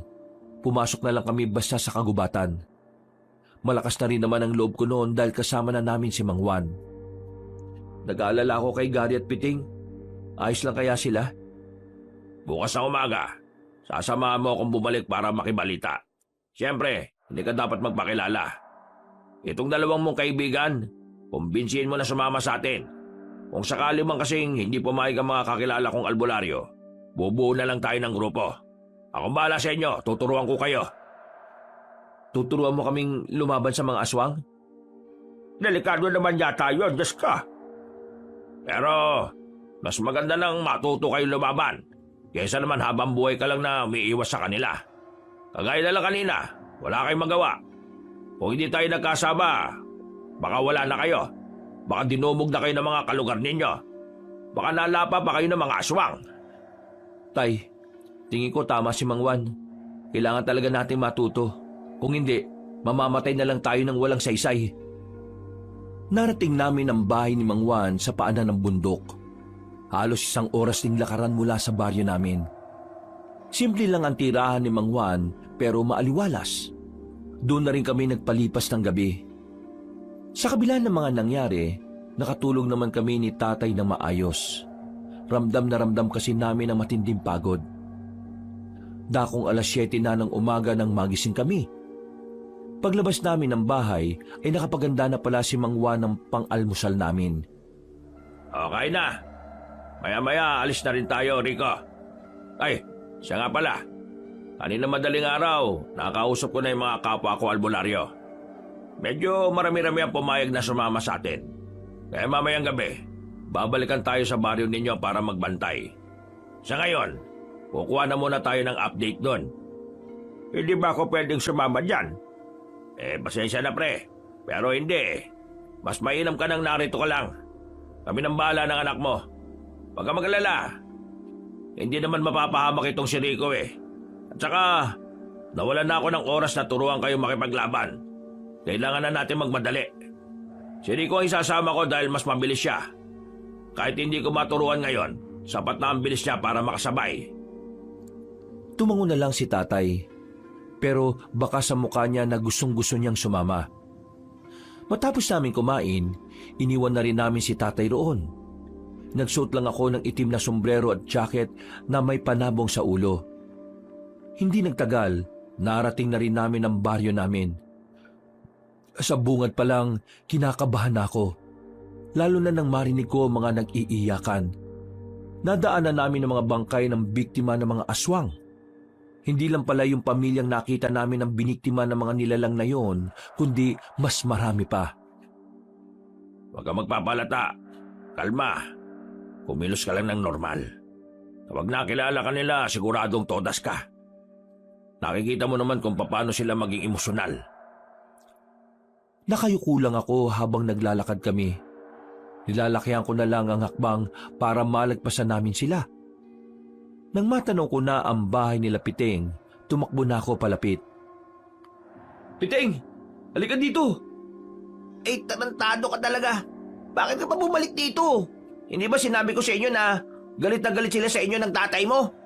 Kayo ang sinisisi ng pagkawala ng maraming buhay dito. Oo, alam ko yun. Alam mo naman palang sinaulo ka, bakit bumalik ka pa? At kasama mo pa pala si Ibang Juan.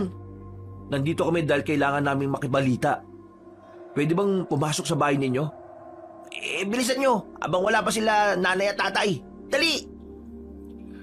Pare, anong balita rito bukod dun sa mga nabiktima? Matapos manggulo yung mga aswang kagabi, lumabas sila at kinausap si Kapitan. Matandang babae leader nila.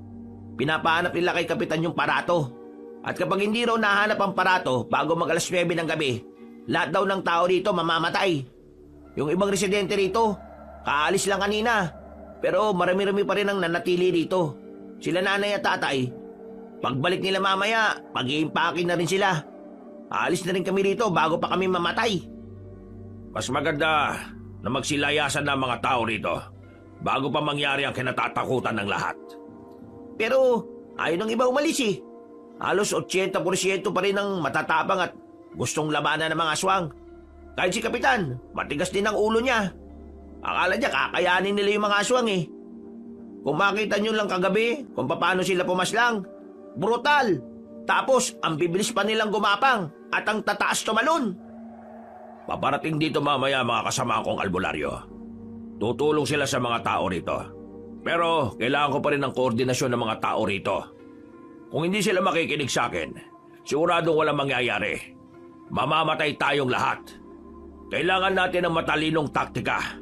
Kailangan ko sila makausap. Anong plano niyo, Mang Juan? Dito ka lang, Rico. Piting, itago mo muna siya rito. Kakausapin ko lang si Kapitan. Umalis si Mang Juan. Naiwan ako roong nilalamon pa rin ng kaba. Para akong kriminal na nagtatago kahit na wala naman talaga akong kasalanan. Inabutan ako ni Piting ng kape. Pero sa halip na kumalma, mas lalo lang akong ninerbiyos. Si Gary pre, kumusta? Ayos lang ba siya? Ayos lang ba yung pamilya niya? Oo, ayos lang naman. Duman ako kanina dun eh. Wala naman nasaktan sa kanila. Gusto ko siya makausap. Huwag ngayon pre. Yung nanay at tatay nun, kayo sinisisi sa lahat ng mga nangyari. Kapag nakita ka ron, yari ka. Tawagin mo kaya, papuntay mo dito. Hindi pa rin pwede. Kahit ako, umiiwas din ako lumabas-labas eh. Alam ng mga tao na magkakaibigan tayo. Kaya yung iba, tinatanong ako kung alam ko kung nasaan ka. Ay nako, pasensya na pre ah. Mukhang nadadamay pa kayo sa gulong ito. Ano ka ba? Hindi nyo naman kasalanan eh. Isa pa, damay naman talaga tayong lahat kasi nakinabang din naman kami. Kung tutusin, wala silang karapatan na sisihin kayo ni Mang Rene. Dahil sa kasakiman, nadamay sila. Pero dahil din sa kasakiman namin, kaya nangyari to. Kami nagdala rito ng mga ginto eh. Basta, naniniwala akong wala kayong kasalanan. Ilang oras kaming naghintay sa pagbabalik ni Mang Juan. Nalaman na lang ni Piting na hirap na pala si Mang Juan na pakiusapan ng mga tao. Hindi siya pinakikinggan dahil hindi naman siya taga roon. Sa kakahintay, nakaidlip na ako at nagising lang ako nang kalabitin ako ni Piting. Huy, langiya. Bakit ngayon mo lang ako ginising? Sabi ni Mang Juan, hayaan lang kita matulog kanina eh. Teka, ibig sabihin inabutan ako dito ng magulang mo? Huwag ka mag-alala, hindi ka naman nila nilaglag. Naniniwala pa rin sila na wala kayong kasalanan ni Mang Rene. Si Mang Juan nasaan? Maya-maya babalik na rin yon. Hindi pa siya tapos eh. May mangilan-ngilan na siyang nakumbinsi eh, pero kakaunti pa rin. Ay ako, wala akong magawa. Dapat kasama niya ako eh. Huwag ka na nga makulit. May progreso yung ginagawa niya. Huwag mong sirain. Lalabas lang tayo dito kapag dumating na siya. Halos kalahating oras pa kaming naghintay. Sumapit na ang 8:00 at maya-maya pa, nakarinig na kami ng malakas na sigawan. Sinasabayan yun ng mga angil na mga mababangis na nilalang. Yun ang hudyat ng kaguluhan. Kinuha ko na kagad ang itak na daladala ko. Hindi pwedeng nagtatago lang ako dito. Lumabas ako ng bahay nila Piting Kabanong. Wala na akong pakialam kung makita ako ng mga kalugar namin. Ang nasa isip ko lang ng mga sandaling yon ay matulungan si Mang Juan sa pakikipaglaban sa mga aswang. Doon nanggagaling yung angil ng mga aswang. Kinumbok namin ang direksyon na tinuro ni Piting. Pagdating namin doon, nakita namin ang mababangis na nilalang na kinakalaban na ng mga tao. Walang kalaban-laban ng mga naroon. Unti-unti silang nalalagas habang pinagpipiesta ng mga aswang ang katawan nila. Sa isang iglap, ang tapang na inipon ko ay bigla na lang nawala. Parang naglaho ang lakas ng loob ko. Nanlambot bigla ang tuhod ko. Natulala, nabalisa. Hindi ko na alam ang gagawin. Pre, naririnig mo ba ako? Sabi ko, hindi natin kakayanin ng mga yan. Kailangan muna natin hanapin si Mang Juan at hintayin ang mga kasamaan niya. Oo, naririnig kita. Ayos ka lang ba? Uy, relax ka lang. Anong gagawin natin? Hanapin nga muna natin si Mang Juan. Hindi ka pa rin ba matauhan? Eto, amuin mo. Visit ka, bawo. Ano yun? Amoy ng pet ko. O di ba, naimasmasa ka na? Sumunod ka na lang sa akin, dali. Maingat kaming naglakad ni Piting habang nangyayaring kaguluhan sa pagitan ng mga aswang at ng mga tao. Hinahanap namin si Mang Juan pero dahil malaki ang baryo namin, hindi namin agad siya makita. Pagliko namin sa isang iskinita, napatigil kami nang meron na kaming makasalubong na isang aswang. Naglalawa sa laway ang bibig nito. Nanlilisik din ang mga mata. Palagay ko, masarap na pagkain kami sa paningin niya. Bigla siyang umatake. Nagkatulakan pa kami ni Piting. Kaya hindi pa nakakalapit ang aswang, nakabalandra na kami. Napatigil ang aswang sa gulat dahil sa ginawa namin. Sinamantala namin yung para agad na makabangon. Ilang beses naming sinubukan na matamaan siya ng taga pero marunong siyang makailag.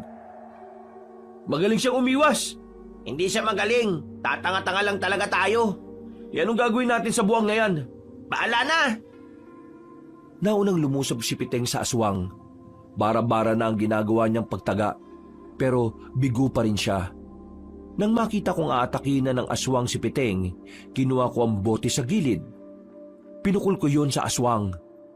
Nang tamaan yon sa muka, ay napatigil ito. Nakakuha na ng pagkakataon si Piting para mataga ang aswang. Tinamaan niya yon sa ulo kaya agad itong bumulagta. Pre, sa ulo! Sa ulo natin siya dapat birahin! Sige, sa ulo! Ang galing ng pagbato mo ron, pre ah. Pero, wag mo na kulitin ah. Kung nagkamali ka dun, sa ulo ko tatama yun. Yun lang ang una ko naisip eh. Akala ko kasi mamamatay ka na. Tara na pre, hanapin na natin si Mang Juan. Dahil nakapatay na kami ng aswang nung sandaling yon, nagkaroon na rin kami ng lakas ng loob para lumabas. Habang nagkakagulo sa baryo, pasimple kaming tumakbo para lagpasan ng mga yon. Pero muli kaming napatago nang makitang dumating na ang mas maraming aswang. Natanaw namin na matandang babae na sinasabi nilang pinuno ng mga yon. Nako, naloko na. Paano natin mahanap si Mang Juan nito? Saan ba kasi natin mahanap yung parato para tumigil na sila? Buwisit naman oh. Eh baka naman kasi napunta dun sa mga armadong lalaki. Hindi. Teka. Isipin ko ah. Parang meron ako nakita eh. May naalala ko. Sandali. Ano? Anong naalala mo? Teka nga lang kasi. Huwag ka magulo. Nag-iisip ako eh. Basta ang sabi ni Mang Juan, parang lalagyan daw yun. Oo nga. Ang kulit mo naman eh. Manahimik ka nga muna pre. Niisip ko pa kung saan ko nakita. Pinikit ko ang mga mata ko. Bigla ko na lang naalala na parang meron akong nahawakan na kakaibang bagay na kulay ginto. At maya-maya lang, naalala ko na kung ano yon. Alam ko na! Alam ko na kung nasaan yung punyemas na aparato na yon. Ha? Nasaan? Nasa bahay lang namin. Naalala ko, meron ako nakitang parang garapo na ginto rin. Naitago ko yun sa ilalim ng papag ko. Kailangan ko makuha yun para maibigay na sa kanila. Para itigil na nila yung mga ginagawa nila. O yan ang gagawin mo. Uuwi ka. Paano kung makita ka ng mga residente dyan? O kaya yung aswang? Tingnan mo oh. Kapag lumabas ka rito, makikita ka kagad nila. Wala na akong pakialam. Kailangan ko sumugal pre. Kung hindi, mas marami pang buhay ang mawawala. Dito ka lang. Ako nang bahala. Uy! Visit ka! Teka! Wala nang nagawa si Piting nang tumakbo na ako palabas sa pinagtataguan namin, Kabanong. Karipas ang ginawa ko para lang makarating agad sa bahay namin. Pero sa kasamaang palad, nakita ko ng mga aswang. Pati na rin ang matandang babae na pinuno ng mga aswang. Pero wala akong pakialam. Ang tanging nasa isip ko ay ang makuha ang parato at maibalik na sa kanila. Matagumpay ako nakarating at agad kong kinuha ang parato sa ilalim ng papag ko. Napangiti na lang ako kasi akala ko matitigil na ang kaguluhan. Palabas na sana ako ng bakuran nang biglang dumating ang matandang babae. Kasama niya ang iba pang aswang. Nanlilisik ang kanilang mga mata. Ramdam na ramdam ko sa kanila ang gigil. Huwag niyo ako sasaktan. Nakita ko na yung hinahanap niyo. Di ba ito yon? Parato ba ang tawag dito? Ito oh. Binabalik ko na. Paglapastangan sa kultura at paniniwalang espiritual ang ginawa niyong mga tao. Mga wala kayong moral. Teka lang. Hindi mo naman kailangan magalit. Ito na nga oh. Di ba ito naman ang dahilan kung bakit kayo narito? Ito na, kunin nyo na. Kahit ibalik mo ang parato, hindi nyo na may babalik ang sinira nyong dangal na mga namayapa naming mahal sa buhay. Niyurakan ninyo ang kanilang mga kaluluwa. Ninakawan, pinagsamantalahan at sinaktan nyo pa ang nagbabantay sa kanilang mga kaluluwa. Walang kapatawaran ang ginawa nyo. Tunay nga na mga tao ay tunay na mga demonyo. Teka, sandali. Hindi naman kami ang nagnakaw talaga eh. Nakuha lang naman namin yung mga kayamanan doon sa leader ng mga armado. Paano mo nasabi na hindi nyo ninakaw? Buong baryo nyo ang nakinabang. Hindi lang ito tungkol sa parato at sa mga kayamanan na kinuha nyo. Tungkol na ito sa pambabastos nyo sa aming lahi. Kaya humanda kayo ngayong gabi. Lalong-lalo ka na nagtago ng parato na yan. Pipira-pirasuhin ka namin. Mga kasama, paslangin nyo ang binatag yan! Nanigas na lang ako sa kinatatayuan ko nang makita kong palapit na sila sa akin. Para akong nilagnat sa sobrang takot. Buong akala ko kasi ay magiging maayos na rin ang lahat. Pero nagkamali ako. Napagilid ako nang makita kong may mga palasong tumarak sa mga aswang na nasa harapan ko. Kasunod noon ay nagpulasan na rin silang lahat. Pati ang matandang babae naghanap na rin ng mapagtataguan. Habang ako naman ay sumiksik lang sa gilid ng pintuan namin. Rico, ayos ka lang? Mang Juan? Wala nang silbi ang parato na yan. Gusto na talaga nilang burahin ng mga tao rito. Kaya lalabanan natin sila. Mga kasama, habulin niyo ang mga aswang! Umalis na sila, Mang Juan. Ako naman ay naiwan pa rin sa kinauupuan ko at habol-habol pa rin ang hininga. Nanlalambot pa rin ang tuhod ko ng mga sandaling yon. Ramdam na ramdam ko pa rin ang takot. Pumasok ako sa bahay. Hindi ko makalma ang kalooban ko kaya naisipan kong uminom na lang ng tubig. Pero laking gulat ko nang makita ko na ang matandang aswang sa loob. Hinintay lang pala niyang makaalis si Mang Juan. Ha? Paano ka nakapunta dito? Akala mo may hahayaan kitang mabuhay? Ikaw ang dahilan kung bakit may gulo. Ikaw ang may pasimuno ng lahat. Hindi totoo yan. Kung ano man ang mga narinig mo sa mga tao dito, mali yun. Wala akong tiwala sa mga tao, kaya wala akong pakikinggan sa sasabihin mo. Humanda ka! Ako mismo ang lalapas sa... Sandali lang! Nagulat na lamang ako nang biglang lumabas si tatay mula sa kusina. Bitbit niya ang isang tabo ng asin. Sinaboy niya yon sa matandang aswang at dahil sa ginawa ng tatay ko, halos mangisay-ngisay ang aswang na yon.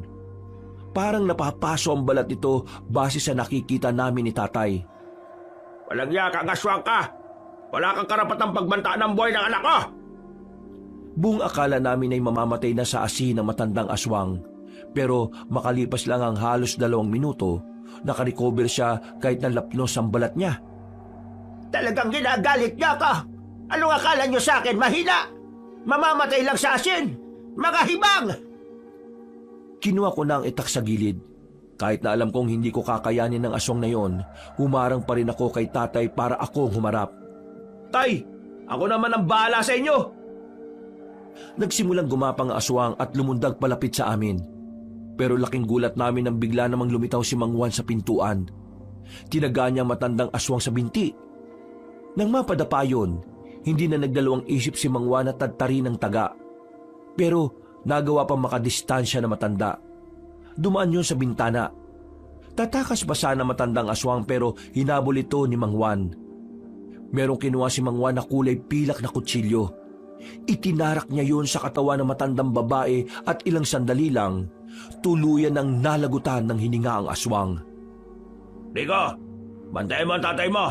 Aasikasuin lang namin yung mga natitira. Wala na itong pinuno. Madali na lang yung mga yon. Umalis si Mang Juan, pero kaming dalawa ng tatay ay nasa bahay lang. Natatanaw pa namin ang bangkay na matandang aswang na nakadapa sa lupa. Kahit na alam namin patay yun, hindi pa rin namin magawang maging kampante.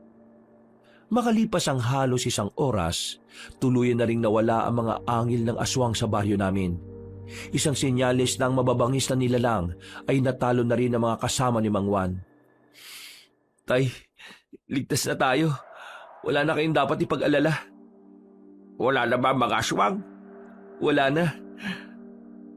Nang masiguro nila Mang Juan na napulbos na nila ang mga nilalang na yon, binalikan na rin nila kami. Kasama na rin nila si Piteng. Kinaumagahan, nangangamoy sunog sa baryo. Sabay-sabay kasing sinilaban ng katawan ng mga aswang. Ang mga residente naman, hindi pa rin nila kami napapatawad. Kami pa rin talaga ang sinisisi nila. Kahit na anong paliwanag namin sa kanila, ay galit pa rin sila sa amin. Ang maganda nga lang sa nangyari, hindi na sila marahas. Kaya naman, para makapamuhay kami ng tahimik ng tatay ko, naisipan na lang naming manirahan sa bayan. Sigurado na ba kayo? Hindi na talaga magbabago isipan nyo? Alam nyo naman, hindi na kami matanggap ng mga tao rito. Kaya mas maganda na rin siguro kung lalayo na lang kami. Pare, pasensya na pala sa inasal ko ha. Wala akong nagawa para tulungan kayo. Inuna ko pang maglaklak. Habang tulog ako, marami na palang napapahamak. Pare, wala kang kasalanan. Kami nga ni Piting na mulat, wala rin naman kaming nagawa eh. Ang sinasabi ko lang, hindi mo dapat sisihin ang sarili mo. Wala namang may gusto sa nangyari eh. Basta kayong dalawa, magpapakabait kayo ha. Makikita pa rin naman tayo eh. Pwede naman kayong pumunta sa amin kapag may oras kayo. Kailangan lang talaga namin itong gawin para na rin sa katahimikan nila.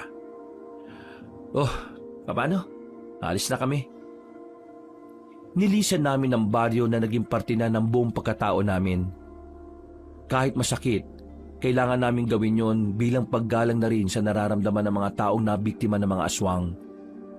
Namuhay kami ng payapa ng tatay ko nang nasa bayan na kami. si Mang Juan ang naging sandalan namin dahil malapit lang din ang isa niyang bahay sa bayan. Kabanong, sa mga nangyari, napagtanto ko rin na talagang iba ang naidudulot ng kahirapan sa buhay ng isang tao. Dahil sa kahirapan, nagagawa nating mapag-isip ng mga bagay na hindi naman dapat. Dahil sa kahirapan, madali tayong nasisilaw sa mga alam nating mali pero makakapag-unlad sa atin. Mabuti na lang talaga, mabait pa rin sa amin ng Panginoon. Dahil sa kabila ng mga nangyari, nakasama pa rin kami ng tatay ko. Tatapusin ko na po ang aking kwento. Hanggang dito na lang po, and more power sa inyong channel. Marami pong salamat at pinagpalang araw po sa inyong lahat mga kabangers at mga kayanggaw. Mga kabangers, mga kayanggaw, si Kabanong po uli. Ayun, maraming salamat po sa pagsubaybay sa ating bagong kwento. Pero kung nabitin kayo, baka naman po pwedeng mabisita nyo naman yung isa po nating channel, yung Pamela Clamil na channel. I-search nyo lang po dito sa YT. Ako din po ang nagnanarrate doon bilang si Lolo Pael at minsan ako po ang nagnanarrate. Maganda rin po yung mga kwento doon. At pag bumisita po kayo, huwag niyo pong kalimutang pindutin yung subscribe button kasi kukunti pa lang po nagsusubscribe doon eh. Kaya sana po pakisuportahan. At paki-comment na lang po para ma-replyan ko po kayo. Dito rin po, mag-comment kayo kung saan kayong lugar na nakikinig para mabati ko po yung mga kalugar ninyo. At syempre, don't forget to like and share. Hanggang sa susunod na kwento, wakas!